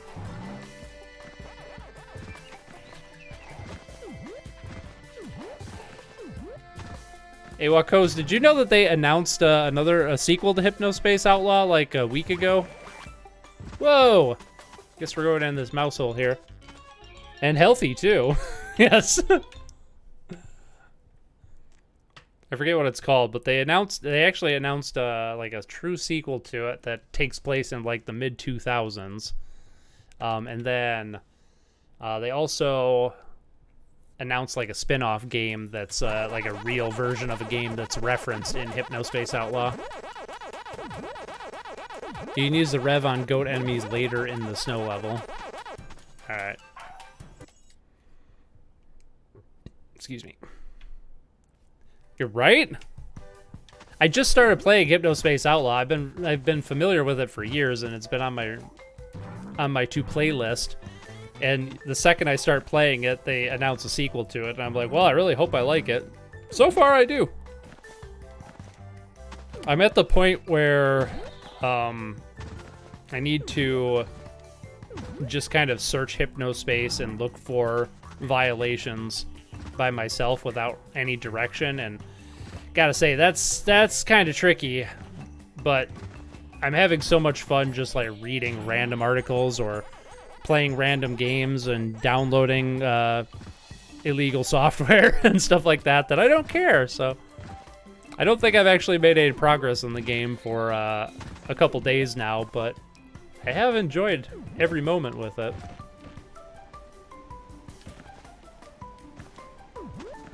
Doop, boop, boop, boop, boop, boop.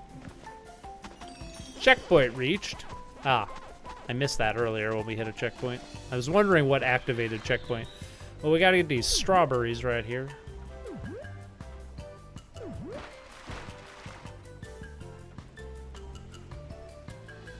It's about the journey, not the destination. Exactly.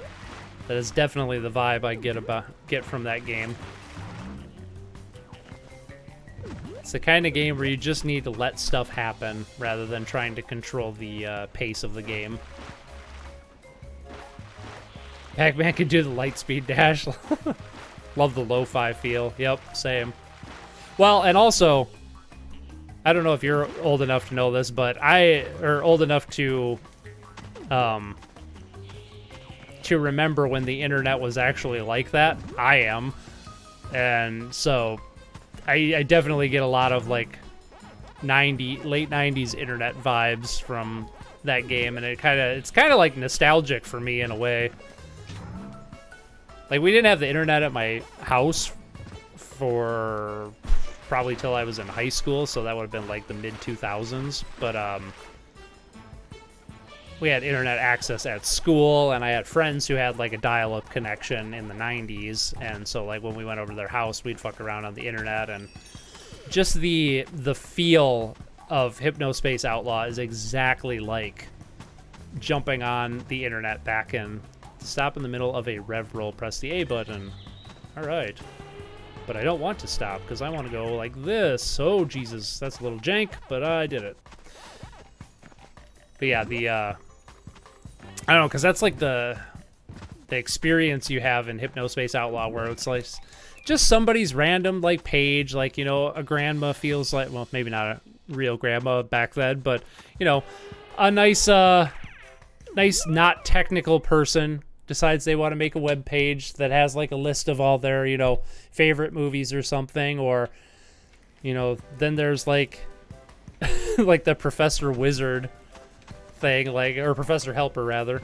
There was so much of like janky like spyware software like that that kids would download because it looks fine, and suddenly your computer has a virus and you can't do anything about it. Good times. And then you just stumble on like some horrific web page that would scar you for life, and because like, you know, the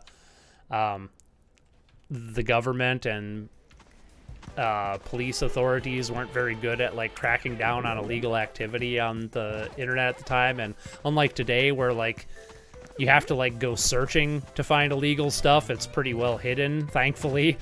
Back in the day, you could just realistically stumble upon some very shady fucking shit and some traumatizing shit at any moment, and that's totally the vibe you get while playing Hypnospace Outlaw. Hypnospace Outlaw is a game. It's basically it's like basically like, you know, a fake recreation of what the internet was like in 1999. And then you play as like an enforcer, so your job is to find violations of like, you know, people harassing others or stuff like that. Can I get this?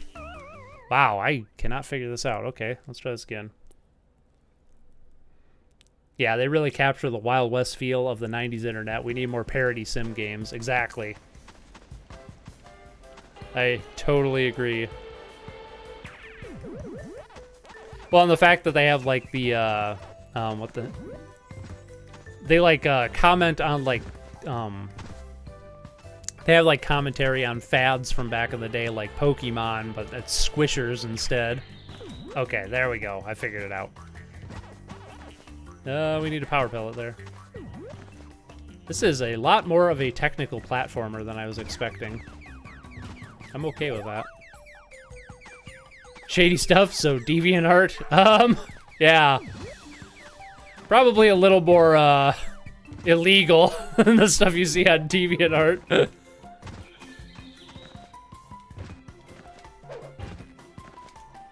Oh, butt bounce. Forgot how to do that.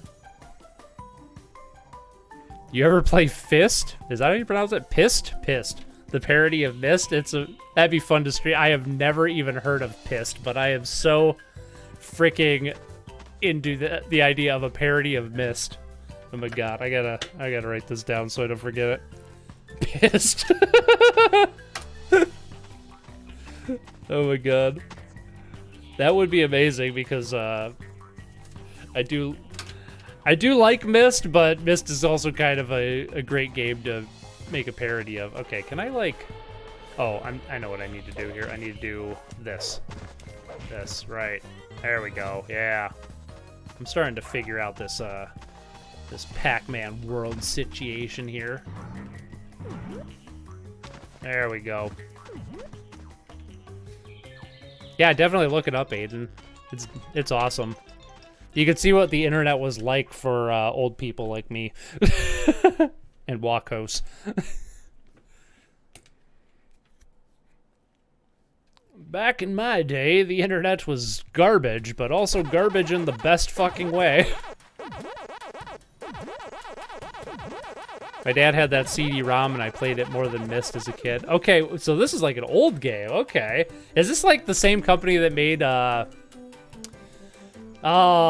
what the hell? Like, Who Wants to Beat Up a Millionaire was a parody game they made. I forget the name of the company. They also made Deer Avenger, which was like a parody of like Cabela's hunting, like Deer Hunter franchise. Pac-Man. Oh, it's boss time. Spooky says you can't have that golden fruit thingy, motherfucker. My big froggy tongue should get ya. Giggity.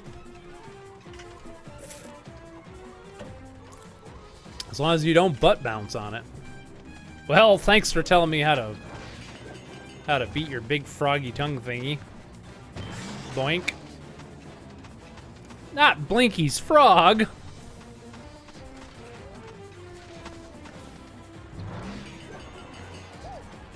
Inky, Blinky, Pinky, and Clyde.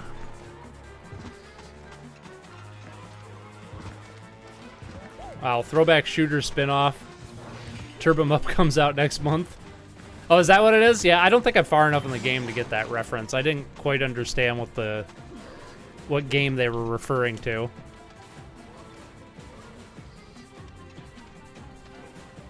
Comes out next month, though. Yeah, I think the sequel comes out later. Whatever the sequel is called. Dream Settler? Is that the name of the game? Sequel? What's that glowing thing in his mouth? Oh, that was Pac-Man's internal monologue there. Ooh.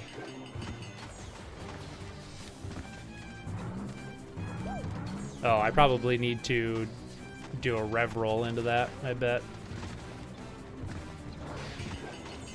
Boink. Let's do me a rev roll here. Oh, I didn't charge it up enough. Son of a bitch. No effing way. John Goodman plays King Matrus in it, the ruler of Pissed Island. What? John Goodman's in this game? That sounds amazing. Remember when people didn't make money on the internet, but nowadays there are plenty of ways, but it's still hard. Yep, basically. I feel like it's actually pretty easy to make money on the internet as long as you have no ethics.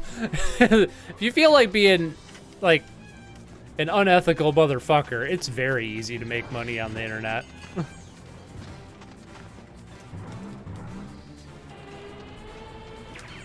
There we go.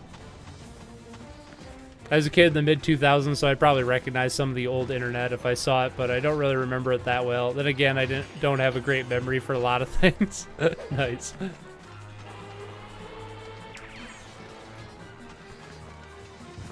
Yeah, I do remember the days when, like, nobody made money on the internet. It was all, like, a speculative thing.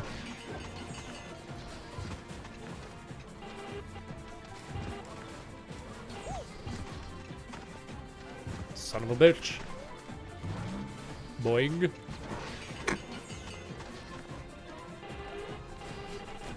Oh, this is a little jank. Alright, I got it, though. Hello, what's up, Tanish? Welcome to the stream. Good morning to you. This is the only boss fight aside from the final and underwater boss fight. All the other bosses are the same. Oh, nice. Good night, fellow Aussie. I gotta go, but I'm loving the chat, babe. Have a good night, man. Bye, Walkos. Thanks for coming out, bud. Enjoy the VOD.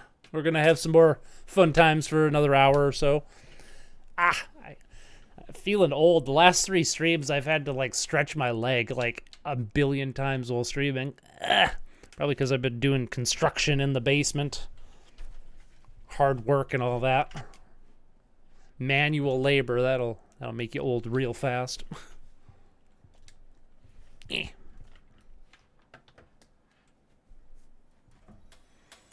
All right. What time is it? We're going to do one more level of this, and then I think we're going, since Tanisha's here now, we're going to hop to Sword of Etheria and give that a little more love, because we didn't play that very much last week. And then we might have time for one other something little. Oh, there was also, I forget, Tanisha, was it you that recommended Kula something rolling away? I downloaded that. That looks pretty neat. Ooh, I'm kind of liking the... Ah! Oh, this is like a fucking trampoline level? What the fuck? Damn, I'm gonna have to play more of this game on my own time, because I am having a ball. I am always in the market for good, underrated 3D platformers. And this is one of them. Boing, boing. I mean, this level's kind of gimmicky, but I still kind of dig it. How do I get that? Up there. Whoop! Get up there. Yeah. We don't need that piece anyway. Boingy. Alright, what do we got here? Checkpoint. Cope, JK.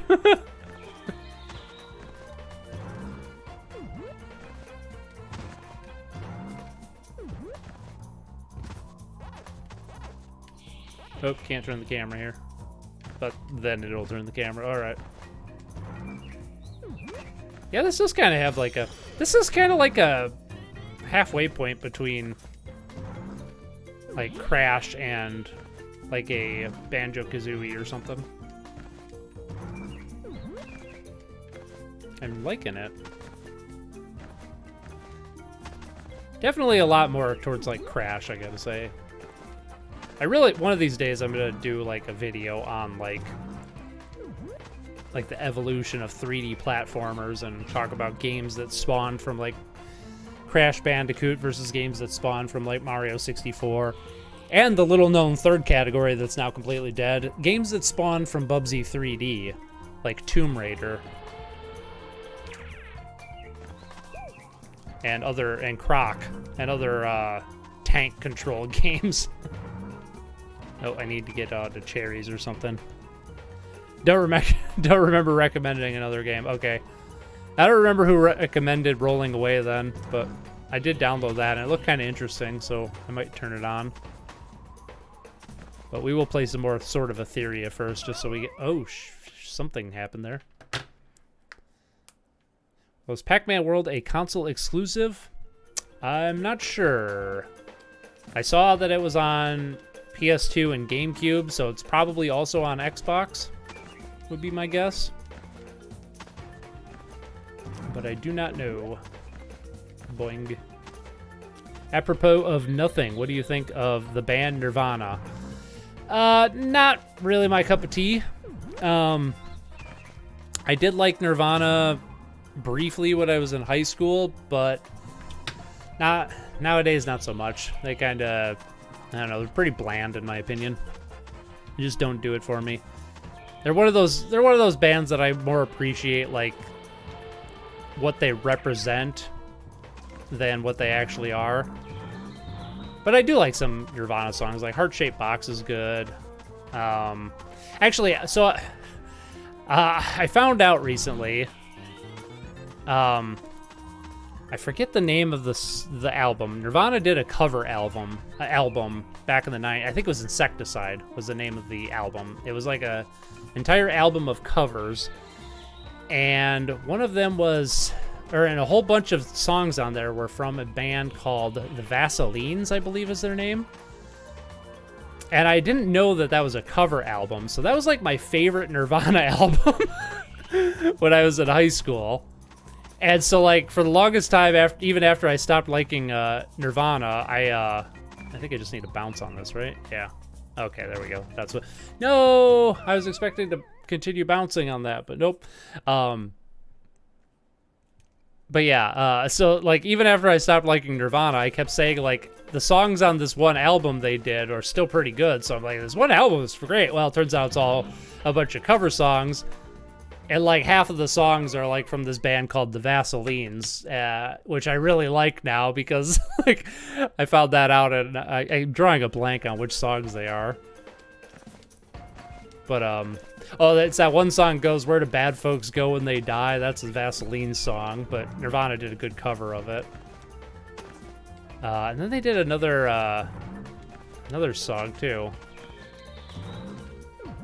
I forget, but, yeah.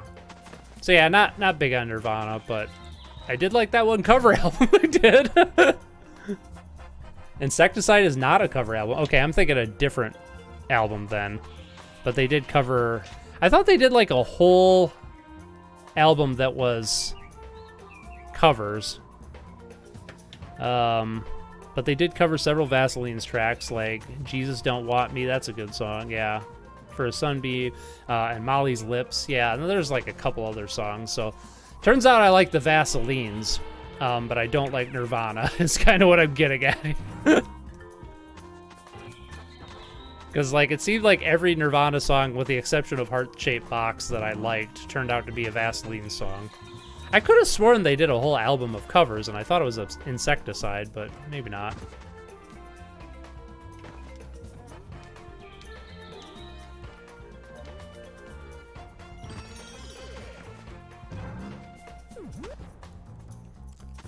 I'll have to pick up a PS2 copy if I find one. Livecoil said last week that the GameCube version is better, so between the two. So I got the GameCube version for this stream, and it seems to be running great, so... I haven't played the PS2 version, but can confirm that the GameCube version is tight. That's the Unplugged album. You're thinking of Meat Puppet. Oh, right, that's a Meat Puppet song. Okay, yes. Yeah, they also covered a lot of Meat Puppet songs, which I also really like Meat Puppets. So, you are correct.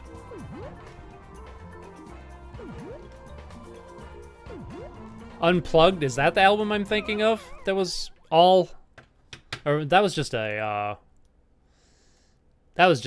like acoustic video, or acoustic album they did, right?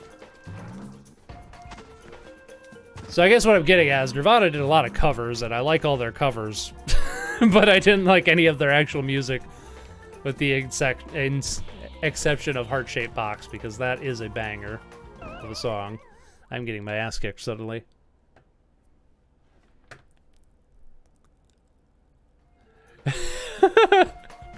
Who of Sound Mind calls themselves the Vaselines.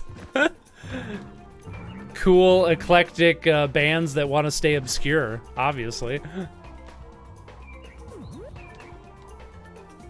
Oh, we're on, like, what, the 4th level? And this is already getting challenging. I dig it. Boing. Boing. Not gonna bother with this stuff. I feel like I died again. Okay, we're good. Ghosties. Gotta eat them ghosties. Hey, ever seen the film The Iron Giant? I have. That is a good film. I like that film. Vin Diesel is a weird dude, though.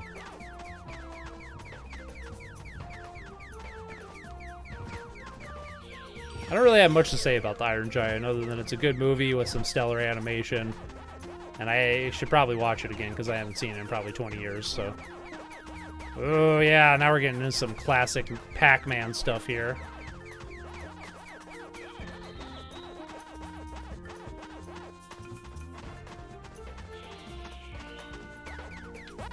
Vaselines are okay, a little too poppy for you. Meat Puppets are great. Nirvana played Plateau, Oh Me, and Lake of Fire. That's the name of the song I was thinking of, yeah. Yeah, and I'm drawing a blank on how they go, but I do remember Plateau and Oh Me as well.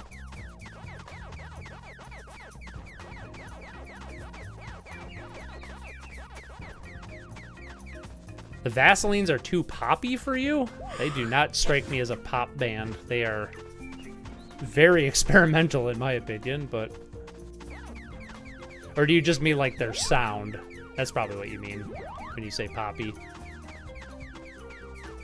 I don't know, I think they got a pretty, like, gritty sound, personally.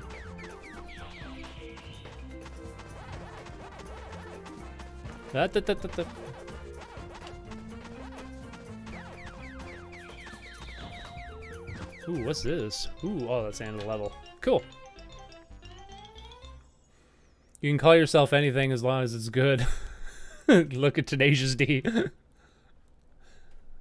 Iron Giant is an excellent movie. No reason why it should have failed at the box office. I think it failed because of marketing reasons, right? Like, they didn't market... I forget who did that. Was it a Fox movie? I forget who was a studio behind that. But I'm pretty sure they didn't market it worth a shit, so nobody went and saw it.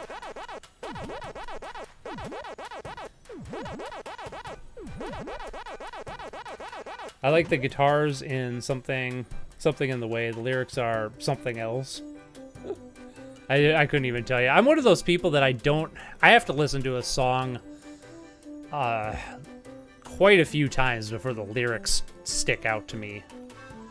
Like, lyrics are like the last thing in a song that I ever catch. It's usually like, you know, the melody strikes me first, then the bass, then usually the beat itself of the drums, and then usually like other instruments and stuff like that. So I have to listen to a song probably like 5 or 6 times before I even start to pick out lyrics at all.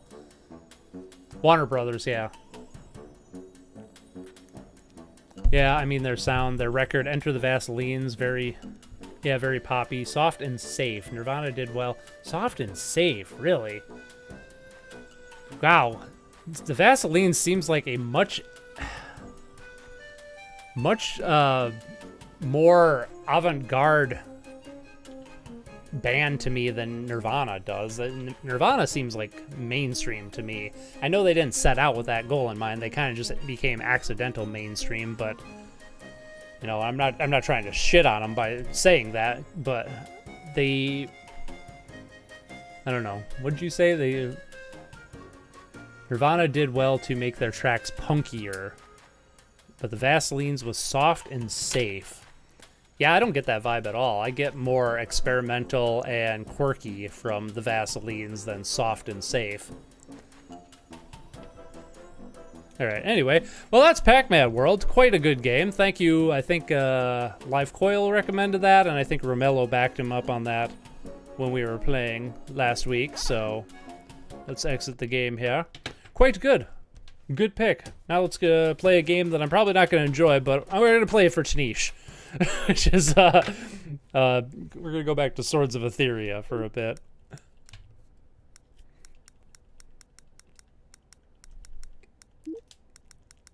Sword of Etheria, not swords. The Sword of Etheria. Right.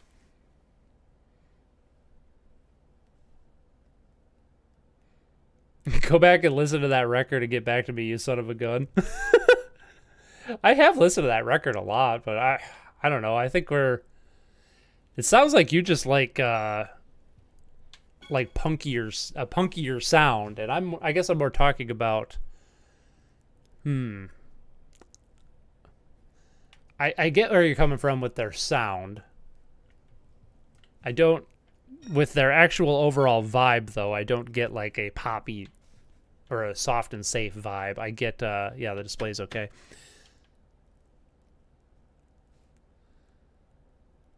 It's okay to eat fish because I don't have any feelings. Something's in my ass. Oh, that's the lyrics. Oh, nice. Yeah, I know. I got to get some artwork for the PS2 game someday. I tried doing that last week, but actually, I have artwork for GameCube games, but it doesn't display for some reason. I just like confirmed that the other day, so I don't know if I have like whatever theme I have installed isn't compatible with the version of Emulation Station I have or something, but yeah. Oh yeah, Sonic Youth and Pixies? Hell yeah, that's my jam. I love Sonic Youth and Pixies.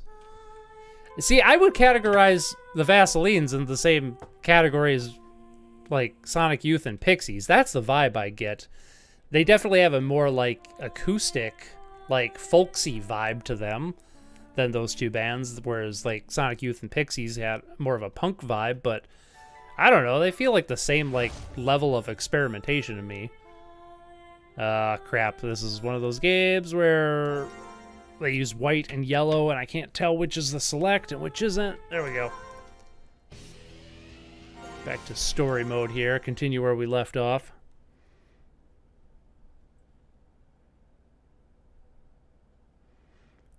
If you have seen the recent Batman, they played it like twice in the film. Nope, I haven't. I don't care for Batman. I don't know if I've said this before, but I am not a superhero person at all. I just don't like that genre. Alright, we saw this last time. We're going to skip it. I think I have to do that same battle over with, what's her name? The Asbit with some YouTube parody. Oh, okay. I mean, it is Nirvana. I wouldn't be surprised if they did something like that. Yeah, I'm just going to skip the cutscenes. Alright, well, holding R1, keep facing the enemy. And then I can hack and be slashing.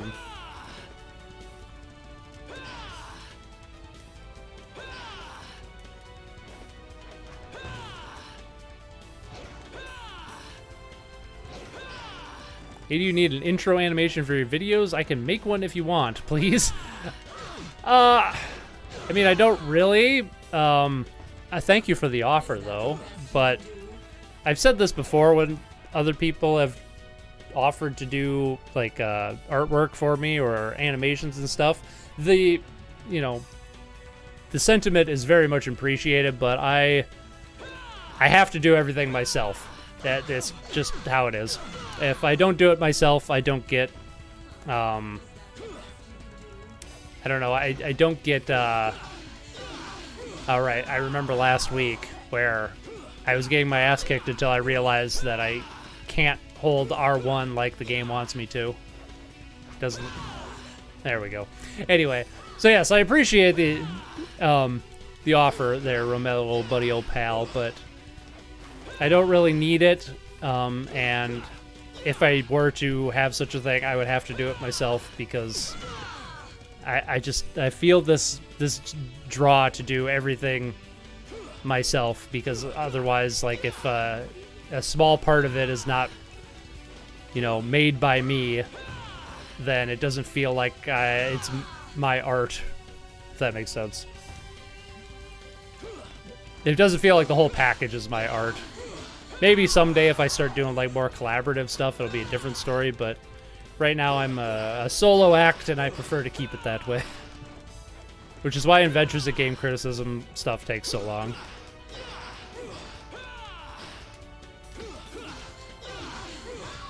There we go.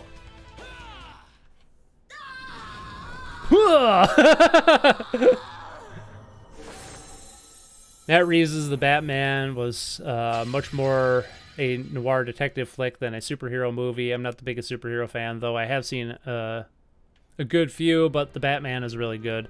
I guess I'm more talking about like the costume character superhero aesthetic, not really what they you know, whatever genre it's in.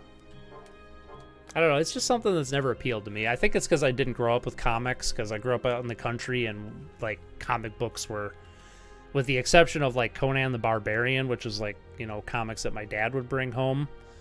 Like, we didn't have superhero comics. I knew that, like, X-Men and, like, Superman and Batman and Spider-Man, I knew that they came from this thing called comic books, but I had never actually seen a comic book other than, like I said, Conan the Barbarian comics, which were a little different because they were usually much thicker and they were more graphic novel type things.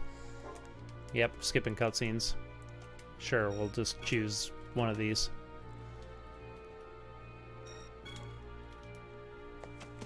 There's choices. Do the choices matter? I don't know. We gonna find out? Probably not.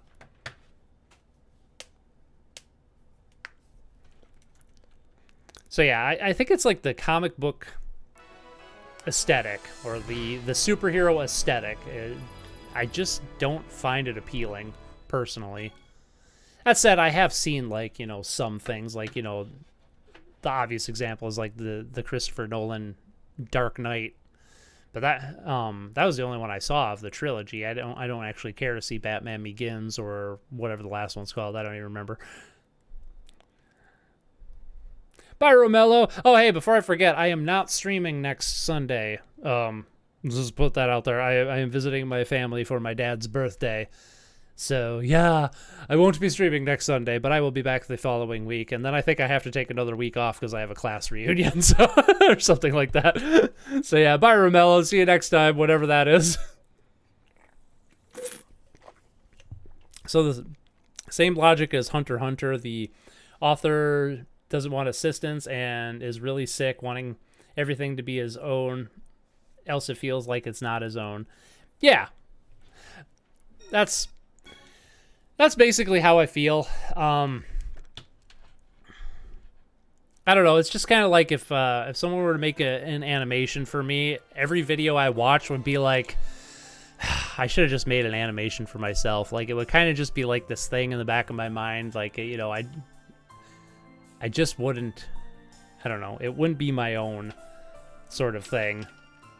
And that's kind of like the same thing. Like, practically speaking, if I should have, like, you know, a cameraman, for example. Like, you know, I should hire somebody like my friend Matt, or, you know, force Ryan to learn how to use a camera so he can record me. Because it would make a lot of things easier, like when I'm filming stuff, but I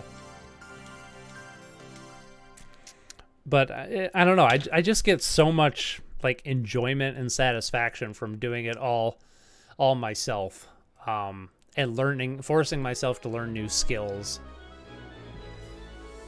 So that's kind of why I do that. Like, I'm a jack of all trades, and what I do is kind of, oh, she's my friend now, and she's coming with me. Is that what's going on? Hold on, boy. All right, please do. So yeah.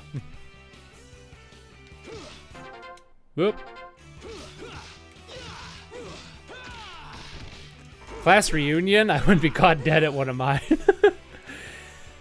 Yeah, I don't know. I think it might be kind of fun. I've been out of school 15 years, though, so, like... And I also... My graduating class was 17 or 18 people. It was a really small class. And they were the same people that I... Oh. Are you kidding me? Is this more tutorial shit? Hold RT, move forward, plus that. Knock the enemy back. Hey, I can't knock the enemy back. That's because the enemy hasn't been dazed yet. Oh god, it is tutorial. Fuck.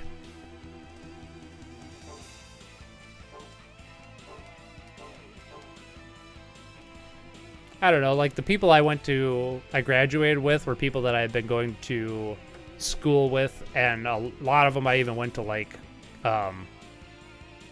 not preschool, what the hell am I trying to think of? Daycare with, even before we went to school, so...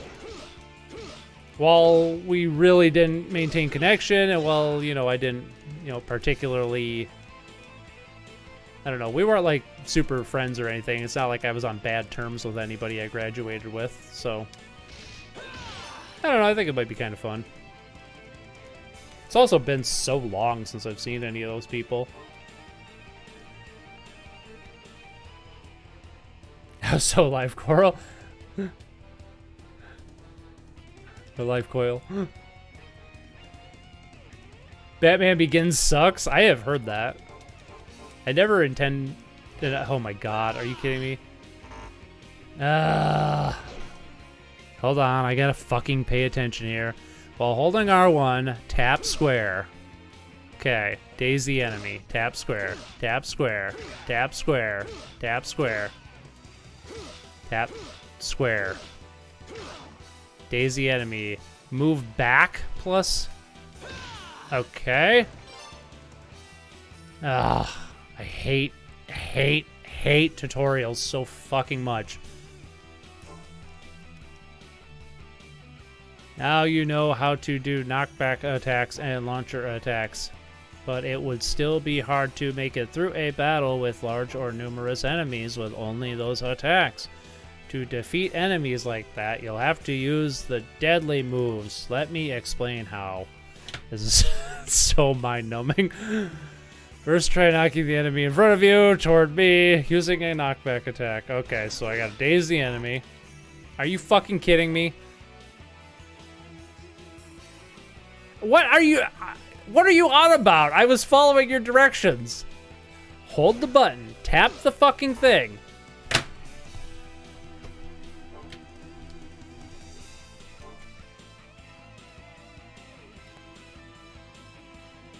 I need to daze the enemy while holding R1 and tapping square.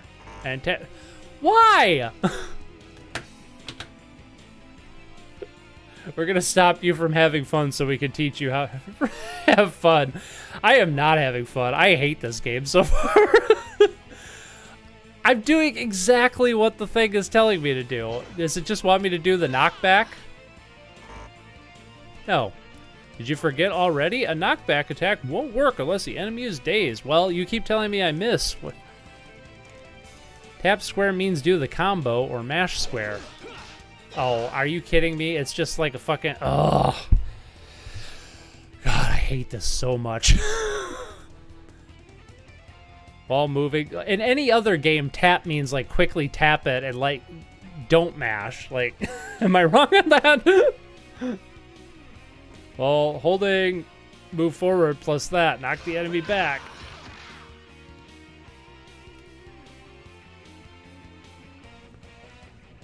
Certain distance from me, I'll perform a further special attack on it.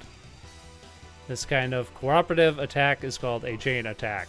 Chain attacks are absolutely indispensable to deadly moves. Okay. That's the tension gauge. It shows our combined psychic strength as it rises or falls. Tension can be mainly raised by using chain attacks. With the passage of time. Now then, try a chain attack to raise that tension gauge. So you mean mash the button? Comes back to you. Hit it with a combo attack. So mash the shit out of the button. Okay. Don't let the enemy fall on the ground.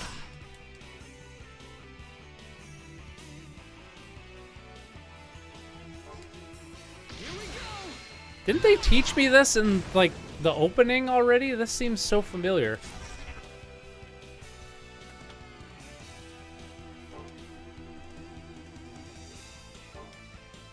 Press the triangle button before the gauge falls to 0 again to unleash a deadly move. The higher the tension is, the more powerful the deadly move. So you want to keep up a chain attack for as long as possible. The more enemies around you when you do a deadly move, the more you will be damaged by it. But the more there are, the more likely they are to interfere with a chain attack. By the way, we started the chain attack with a knockback attack just now. But of course, you can start a chain with a launcher attack too.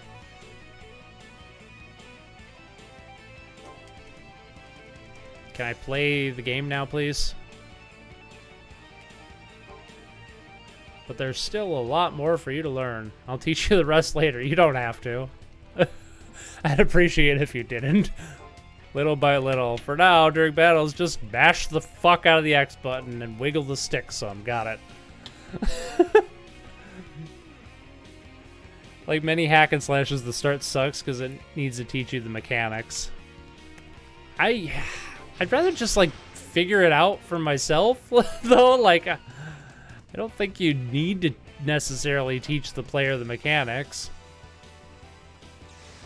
You should always give them the opportunity to, you know, learn. Like a pause menu tutorial is, like, always preferable. But stopping the action to force them to do certain stuff, just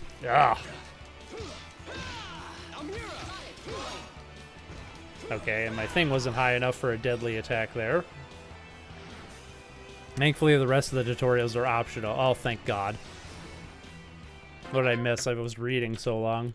I haven't seen Batman Begins in a while, so I don't remember liking it or not. Not as much as The Dark Knight, but again, I've only seen it once. I've only seen The Dark Knight, and because I've heard Batman Begins wasn't very good, and I heard what was it, Dark Knight Rises? Was that the last one? I heard that wasn't very good either, and I don't know. I mostly, like most people, I think I was just kind of in it for the Joker because Heath Ledger's Joker is fucking amazing, and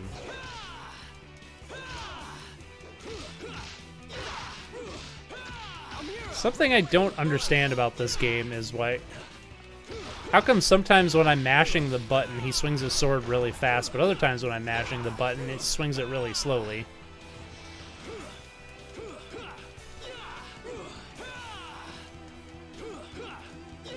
Huh. I don't know. Oop. Camera. So I watched Jordan Peele's movie Nope last night. Other than the scary parts, it was mid at best. Nope was trash in my opinion. Yeah, I've heard mixed things on that. I think like everybody else, I fucking loved Get Out, but I don't know, I was realizing this while watching YouTube Shorts the other day. So years ago when Key and Peele was still pretty new, I remember really liking Key and Peele. But now like a lot of their skits are coming back as YouTube Shorts, and I'm watching them and I'm like, wow, these are like really fucking bad. Like they're just not funny at all. They're kind of cringe actually, and like I don't know, like.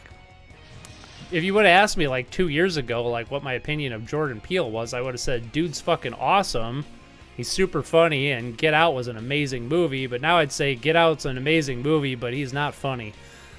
So I kind of the opinion Jordan Peele's pretty overrated these days. Which sucks, because like, I don't know, I guess Get Out was just his magnum opus. Fantastic movie.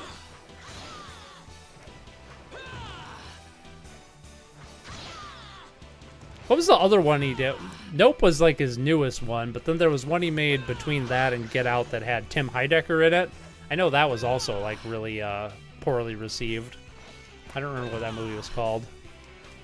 Apparently Tim Heidecker was like the best part of that movie though, because he like played a villain, which was like a complete 180 of a character for him. Good ideas, poor execution. I didn't like it. Nice. I wouldn't say it was trash. Nope has a lot of good ideas. Gordy and Jean Jacket are legit scary movie monsters, but yeah, otherwise, yeah, I don't even know what that means. Isn't that like that's like an alien movie, right?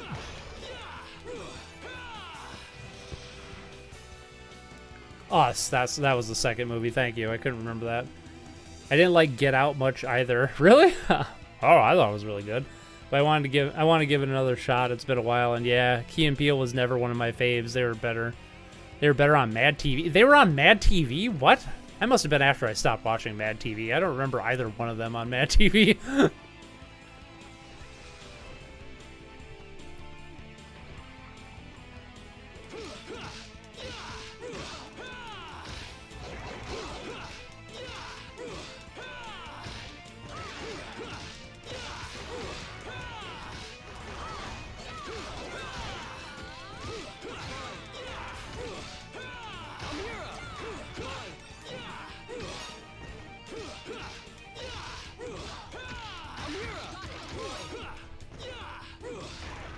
And to be fair, the tutorial was skippable. You just accept it. Oh, that's my bad then. I'll own that. I'll own that one. So in the attempt to skip the tutorial, I accepted the tutorial, is what you're telling me.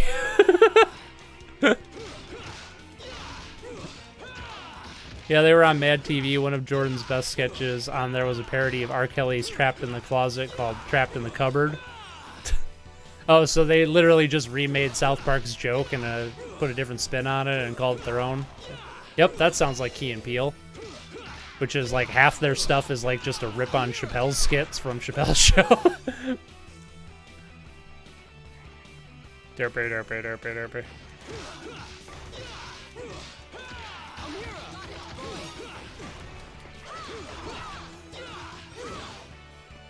Key and Peele were in the White and Nerdy music video? Really? I didn't know that either. I have seen that music video a few times, but I must not have watched Key and Peele at the time. Oh, during 2008, it was during the Mad TV era. Huh. Yeah, I didn't watch Mad TV that late into the show. Oh no!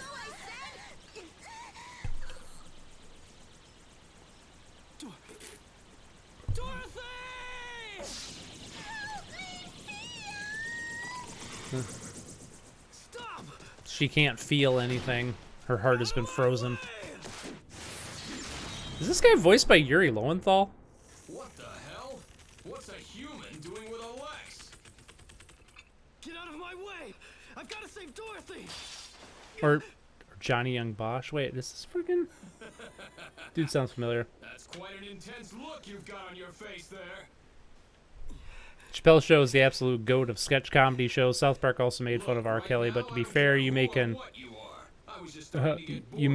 urban opera called Trapped in the Closet, and it's easy to mock. Wait, that R. Kelly thing was a real thing? Oh. I thought they were just making fun of him because he, because people thought he was gay for a while until he got in legal trouble for being with an underage girl. He must be quite the kid to get you that worked up. Yeah, Chappelle's Show is something I enjoyed back in the day, but I also rewatched a lot of it recently, by which I mean a few years ago. And I don't think it holds up. It's also pretty bad. But I don't feel like that's Chappelle's fault, though. I feel like it was Comedy Central's fault, because a lot of the it's amazing how much of that show is like Chappelle introducing or coming back from commercial breaks. What the hell's wrong with you? You're protecting a human? Yeah, it was real. Believe it or not, Trapped in the Closet is actually pretty decent, but R. Kelly is indeed a repulsive, degenerate P-word. I'm glad he's in prison. The best thing that came out of that whole R. Kelly thing was that one episode of the Boondocks. comes, boy. Freaking Riley being like, I see P, I step out of the way. She see P, she stay. Just never fails to crack me up. Holding R1 for attack command. Oh, so I can command her.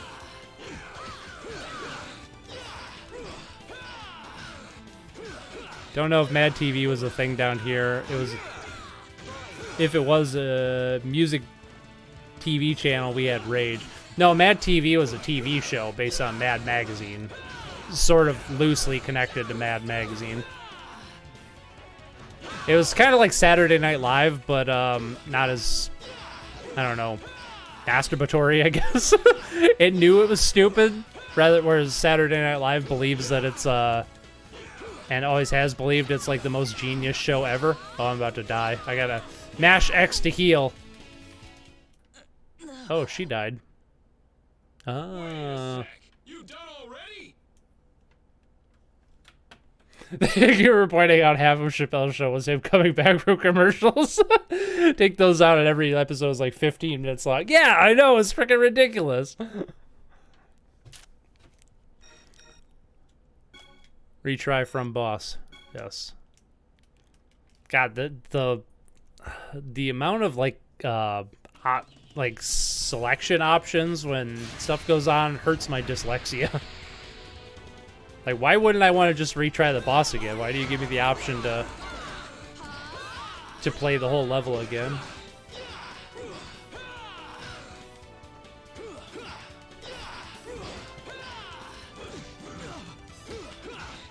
Ah.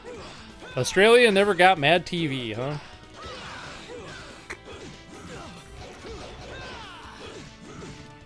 Damn it, get out of there.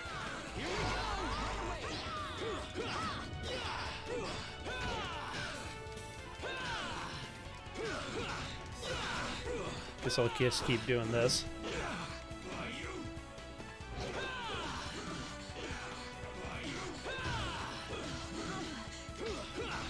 Hey, pick on me for a bit. She's about to die. I guess I'm about to die.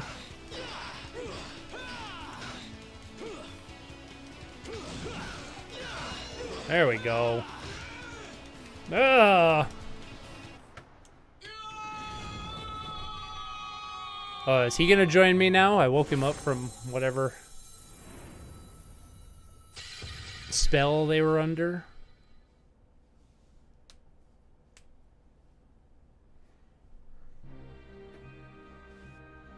Panting. Well, I gotta say, I do not like this game, and I do not want to play it anymore, so what do you guys want to play for the next 20 minutes? Sorry, Tanish. I gave it a fair shake, but I am bored at best with the combat, and it also really annoys me with everything else surrounding it, so take me with you. Nope, sorry, we're bouncing. I tried. I just can't do it. This is incredibly boring to me. I don't like hack and slashes, apparently. Oh, it also broke the Steam Deck. What the fuck? Play another good game. Play another good game. Oh, we do have that one game that somebody recommended last week that, yep, fucking Emulation Station crashed again. Cool. Actually, you know what? It's my choice. We're ending with my choice. And I choose the PlayStation demake of Bloodborne because I haven't played it yet. Let's check it out. Downloading content. Oh. If it launches. I thought I got this to launch the other day, though. Anyway, I gotta go. Bye, Aiden. Talk to you later. Thanks for coming out, bud. See you in 2 weeks. Yeah, that's fair. It does get better once you try to act like the enemies are volleyballs and you're juggling them between the group. I think that's kind of true of most hack and slashes, but I don't know. I'm just not... Oh. We might not be playing this after all. I thought I vetted this already. Why is the window so big? Oh, might not be playing this anyway. But it'll take a while for you to get 2 people. Oh. Yeah, I don't have patience for that. I could have sworn I played this. Yeah, I did. Okay, well, let's actually. I might be able to fix that. If not, I'm taking suggestions for if I don't get this to work. Let's go over here. Also, Amanda the Adventurer was kind of cool. I played through that recently. It's kind of like those mascot horror games that are big on YouTube, but it was actually good. No, I need to... There we go. Properties.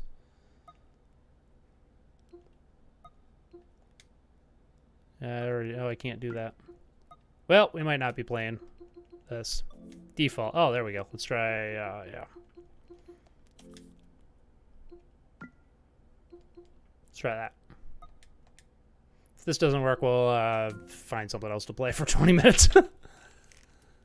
I suppose we could play some more AM2R. Yeah, that'd be fine.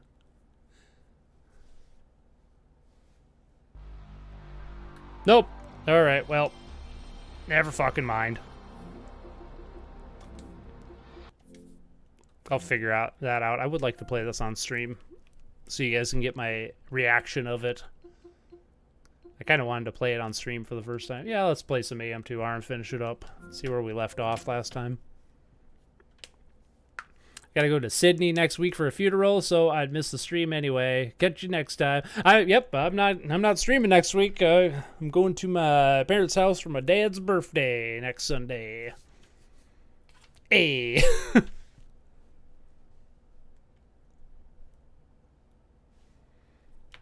Play some good old AM2R. If it'll load, what the fuck? What the hell? I'm having technical difficulties with the Steam Deck tonight, apparently. There we go.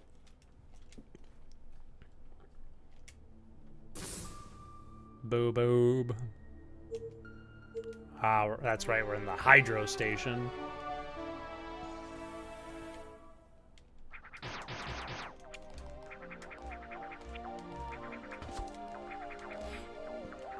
The snappiness. Alright. I don't quite remember where to go. Somewhere around here.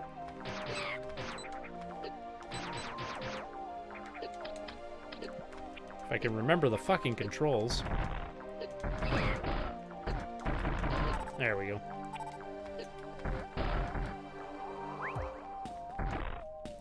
We'll just start by frickin' dying a bunch. That's a good way to start the game.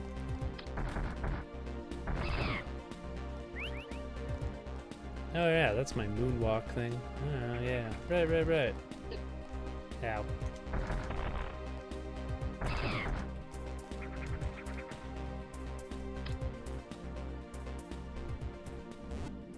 Boing. Wait, did we go? We came from this way. Yes, we did. It was what, like 3 weeks ago we played this? I already forgot how to play it.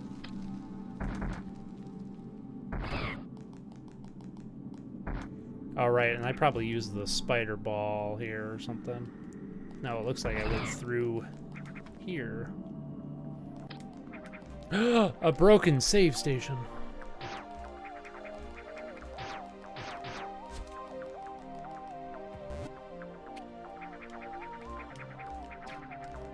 Ah, yeah, I remember these now.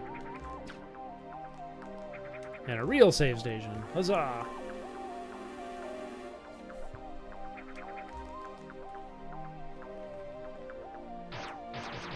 You guys played Tears of the Kingdom yet? I have not heard much about it, other than it seems to be like the new greatest game of all time. Which most Zelda games are that when they're first released. In terms of good hack and slash, do you like Splatterhouse? Splatterhouse Nose? Splatterhouse Nose? Oh, I've missed that. Have I played Killer 7? I have not played Killer 7. I'm not too big on Grasshopper slash what's his name's games. I've played No More Heroes. I like No More Heroes. I guess when it comes to like hack and slashes, like the God of War 1 and 2 on PlayStation 2, not the new ones that everybody thinks are amazing and are super overrated, but God of War 1 and 2, the original Devil May Cry 3. I actually like DMC Devil May Cry. I know a lot of people didn't like that, but I thought it was a lot of fun.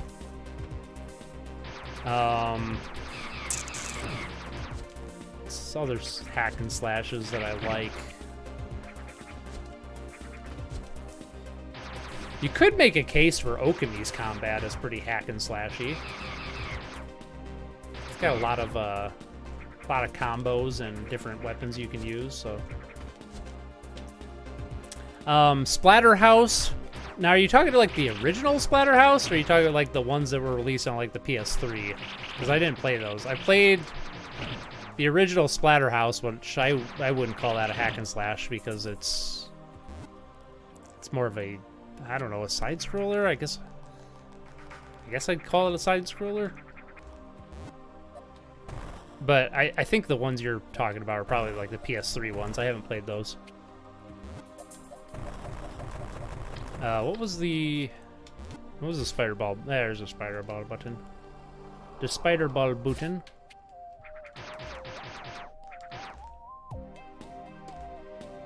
Ah, yes, I remember this now.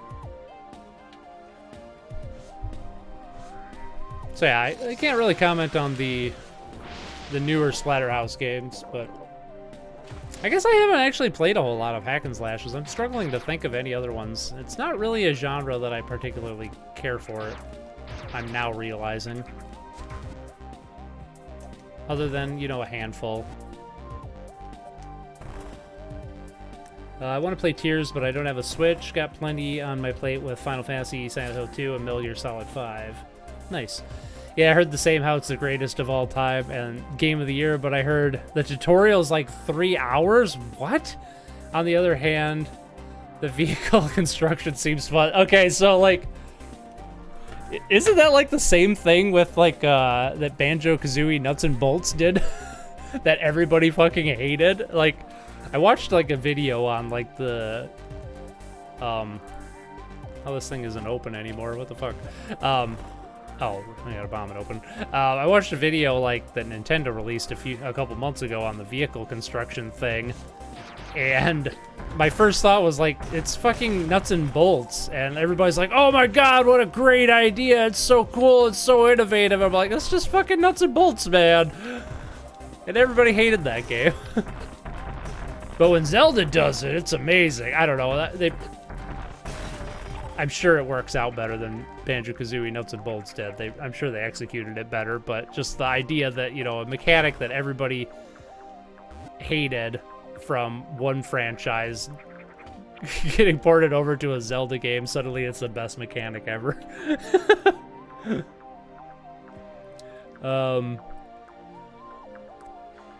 Yeah. Although, what other game came out this year that could be Game of the Year at this point? Good point. This has been a really slow year. Having not played Tears of the Kingdom and having, you know, very little love for Breath of the Wild and not being all that enthused to play Tears of the Kingdom, I'm sure I'll play it at some point, but I would probably still call it Game of the Year just because, like, I guess Atomic Heart was good, but I don't think I would give that Game of the Year material. I feel like something else came out at the beginning of the year that I was into, but I forgot. Yeah, there hasn't been shit for games so far this year. You do drive a good point. They see Tears of the Kingdom is the new direction for the Zelda series. I don't know if I love that news. I happen to like classic 3D Zelda like Ocarina of Time, Majora's Mask, and Wind Waker. Breath is great, but it should be the standard. I don't know. Oh, yeah, Pizza Tower. Yes, thank you, Tanish. That's exactly the game I was thinking of. Yes, Pizza Tower is my fucking game of the year so far. Yeah. I fucking top that Tears of the Kingdom. You can't. Pizza Tower is amazing. What's up, Bob Goatfrog? Tears of the Kingdom being 70 is such a huge turnoff. What do you like a 70 on Metacritic? Is that what it gets? Which makes it that's pretty funny if it's got a 70 on Metacritic.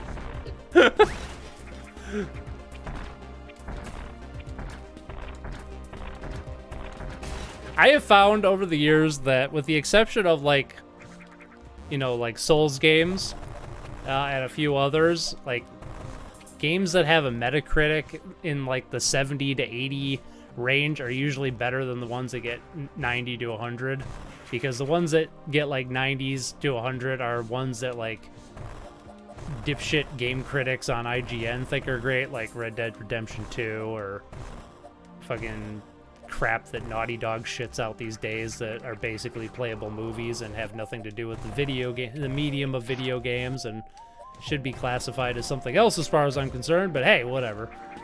I don't get it.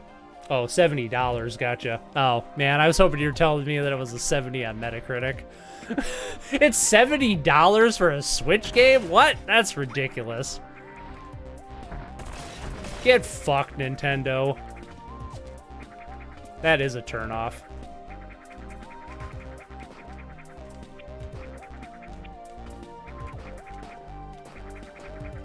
Oh, it's gone now.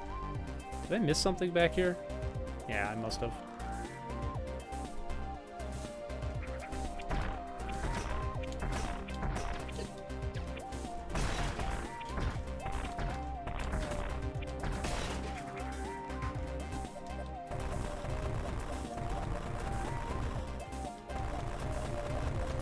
There we go. That's what I was missing.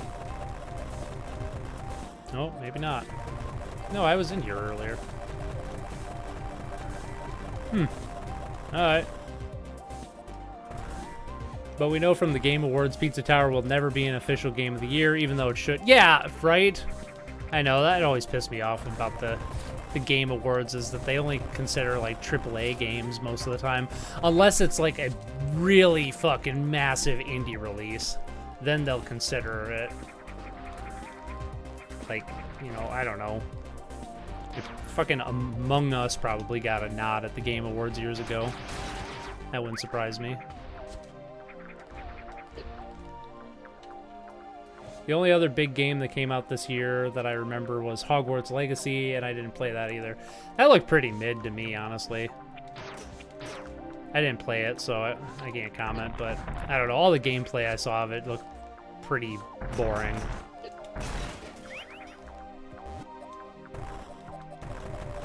Can I get this? Nope. Certainly missing something.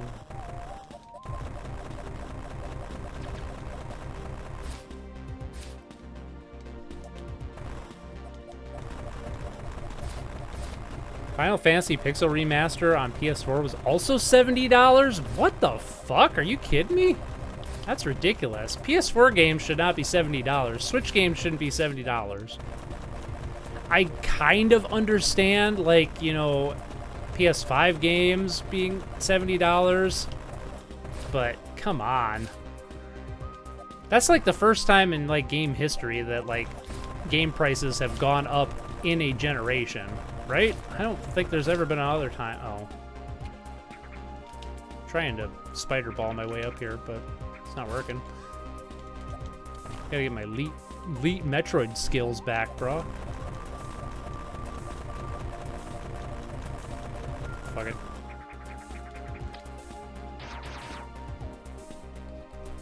Yeah, freaking $70 for like a collection of Final Fantasy pixel games. What? Are you kidding me? Oh, there goes the audio. Wonderful.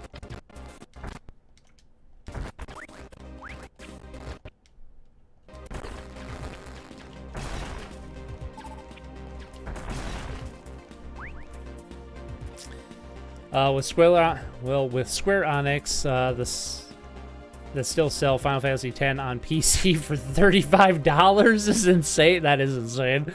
Square is just the worst for older game prices. Yeah, no, it seems like it. Damn.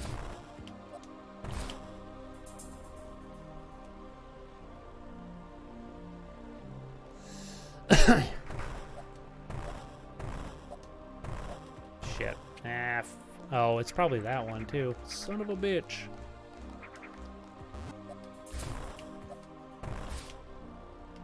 Oh, this doorway's taller than the other one. Weird. The best thing from Hogwarts Legacy was the fan parody that made fun of Harry Potter fans by making them special. That does sound pretty funny.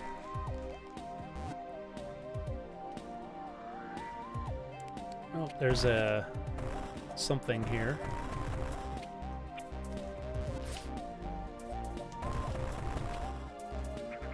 Oh, there it is.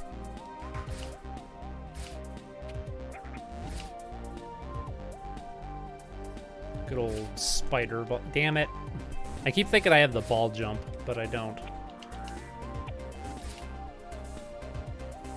No game is worth $60, let alone $70. Standard prices for a new game should be $40 at most.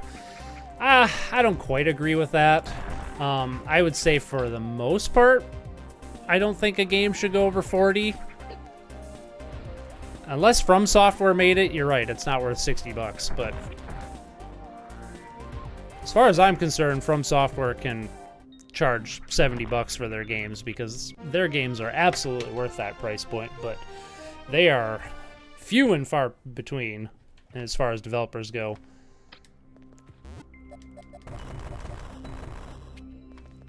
Most AAA games are not, you know, anywhere close to being that good.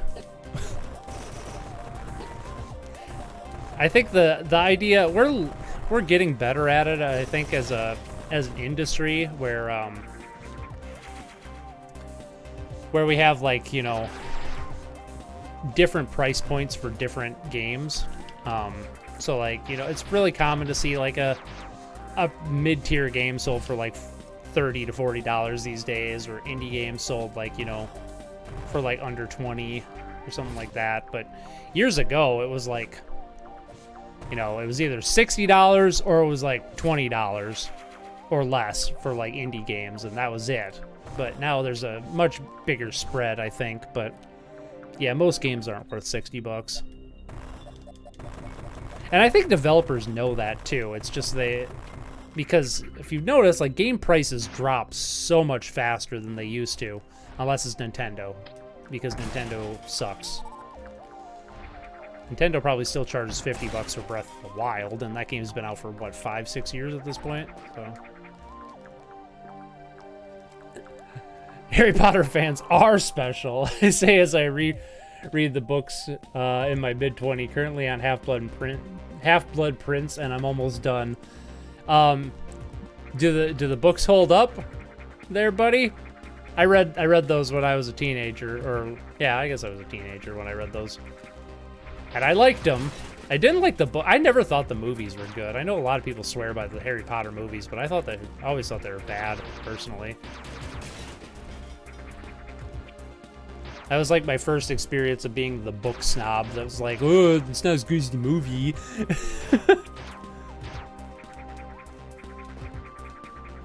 I just finished the third A Song of Ice and Fire book. I am out on Feast for Crows, which I just started the other night.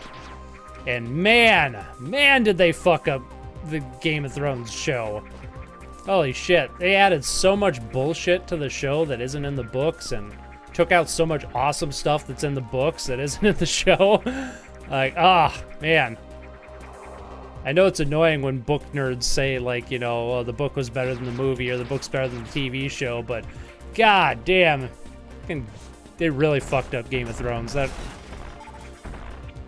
used to think that it was just like the last couple of seasons of Game of Thrones were bad. Now I think the whole show was bad. Like, after reading the books and seeing how much garbage they added to the... Oop, there's something over here I missed. Look at that. The spider ball are for people who didn't get good with the wall jump, right? I'm actually decent with the wall jump, but, well, I'm better with the wall jump in Super Metroid.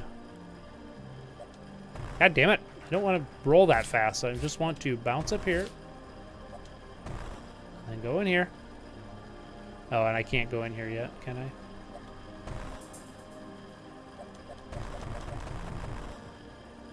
No, I think I have to turn the fans off before I can go in there or something. I don't remember.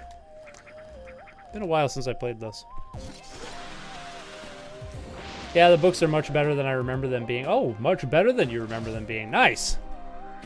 Oh, maybe I should also give them a reread. Order of the Phoenix is a bit mid. I guess I always thought that was kind of mid now that I think about it. But all the others are good. The movies range from great to terrible. Books are better overall. Nice. The movies range from great to terrible. Okay. Okay, now you gotta rank them for me now, Live Coil. I have seen all the movies up until Half-Blood Prince, I think. I think that was the last one I saw. I didn't watch the Deathly Hallows movies.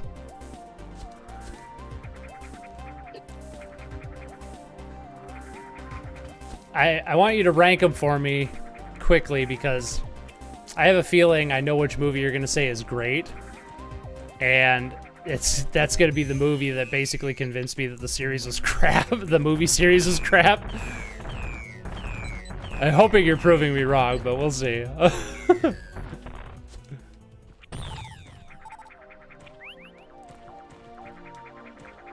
Hey, we got a Metroid. We actually made progress. Huzzah. Just in time for the stream to end, it looks like. After I get my movie rank. I mean, I love all the movies, but I'm not going to argue with you. I didn't realize there were so many people that like the Harry Potter movies that much. Like, I thought they were, like, pretty divisive overall. But we're gonna, I'm gonna hit up a save station. We didn't really make much progress in this, but that's okay. Save station's right here.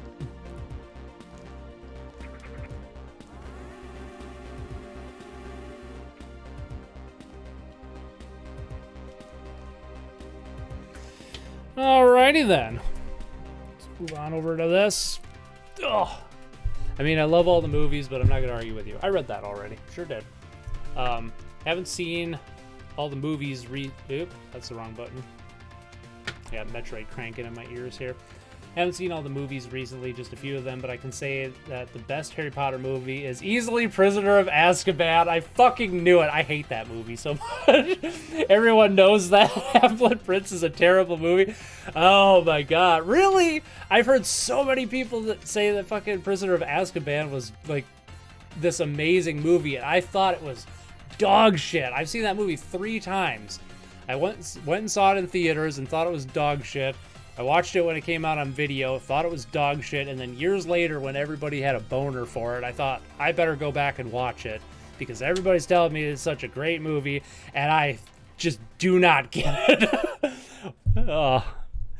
What am I missing in Prisoner of Azkaban? I thought that... First of all, I think that's like one of the weakest books. I think Order of the Phoenix is the weakest. I think you're right on that. I think it's one of the weakest books. And I thought the movie was even worse than the book was. I don't know. I guess I was one of the few people that liked the first 2 Harry Potter movies. I didn't think they were great or anything like that, but, you know, they were decent family movies. But, man, I just hated Prisoner of Azkaban when it came out. I didn't like the editing. I didn't like the, you know, I didn't like any of the characters. I thought the acting was really stilted. I don't know. I felt like just it was a mess of a movie. So it just surprises me that so many people say it's like this great, fantastic movie. But what? Oh, yeah, I know. You don't like the Prisoner of Azkaban movie? No, I didn't. I thought it was crap. I still think it's crap. I don't get it. I feel like I'm not going to say you're wrong. I'm not going to say clearly a lot of people like this movie. So I'm not going to say you're wrong or anything like that. But I feel like the entire world is playing a joke on me when I hear people say that The Prisoner of Azkaban is a great movie. It feels like if someone were to tell me that like fucking that Nicolas Cage Ghost Rider movie was the greatest fucking movie that Nicolas Cage was ever in, and I would feel like that would be how I feel, or that's how I feel when I hear people say Prisoner of Azkaban is so good. I don't get it. I don't understand it at all. I guess it has some wonky acting and bad comic relief in places, but I don't know. Adult actors are great. Cool design with the Dementors. Good climax, dark tone. Yeah, I mean, I don't know. I thought the Dementors were pretty mid, honestly. I didn't like the whole, like, how they handled, like, the whole Buckbeak thing. I thought that was, like, really melodramatic, and it just kind of fell flat for me, you know. And I don't know. I don't like Prisoner of Azkaban, the book, all that much either. I thought that was kind of a mess when I read it, but I didn't think it was that bad. But then, yeah, the movie was really bad in my opinion. We gotta play SpongeBob the movie, the game in 3 weeks. SpongeBob the movie, the game, and we're also playing Pissed apparently, if I can get it to work on the Steam Deck. So, all right, SpongeBob the movie, the game. I'm gonna put that down. SpongeBob movie game. Go. Well, I like hearing alternative opinions on Harry Potter, so it's all chill, man. Yeah, I mean, I'm glad like people like it. I wish, you know, I hate being like I've always hated being the one person that doesn't understand something, and that's how Prisoner of Azkaban's something that I feel like that. At least with Breath of the Wild, I see why people like it. So like that one's, you know, that one's pretty easy for me to go, okay, it's just not my kind of game, sort of thing. But I just completely don't understand the Prisoner of Azkaban love. The books are very dense with plot. They're written for kids, but the amount of things that happen appeals to adults too. Movies had so much cut out. Yeah, I mean, I always thought that Harry Potter would have made a better mini-series than, or not a mini-series, like a series like Game of Thrones. But then again, they fucked up Game of Thrones now that I've read the books. Like, God. It's just ridiculous how, like, there's so much stuff. I won't go into too many details because it's kind of, I don't know, kind of gross to talk about some of the things, but people always accuse George R.R. Martin of, like, being, like, this gross dude, like, you know, because he has, like, you know, like, oh, he talks about rape or, you know, a bunch of stuff like that. And in the books, it's something that's mentioned, but it's not really explored in the books. But in the show, they, like, really lean into, like, the dark, like, I don't know, grotesque themes and stuff that are just kind of hinted at in the book, but they just, like, put them front and center to be edgy in the show, and I kind of hate that. Well, HBO Max is getting a Harry Potter series. Ah, nice. 1 season per book. That's a good idea. That's a good idea. That might actually be worth a damn. Who knows? All right, I got the SpongeBob movie, the game, and Pissed, the parody of Mist for next week. So, or not next week, 2 weeks from now, because because I'm not going to be streaming next week. So anyway, thank you all for joining me for a wonderful retro game hopping afternoon. We had some good times. We played some crappy games. We played some games that aren't my cup of tea, but are probably good for some people. And we finished with AM2R. We covered things today. So thank you all for joining me. I'll see you all in 2 weeks for another retro game hopping afternoon. Come on.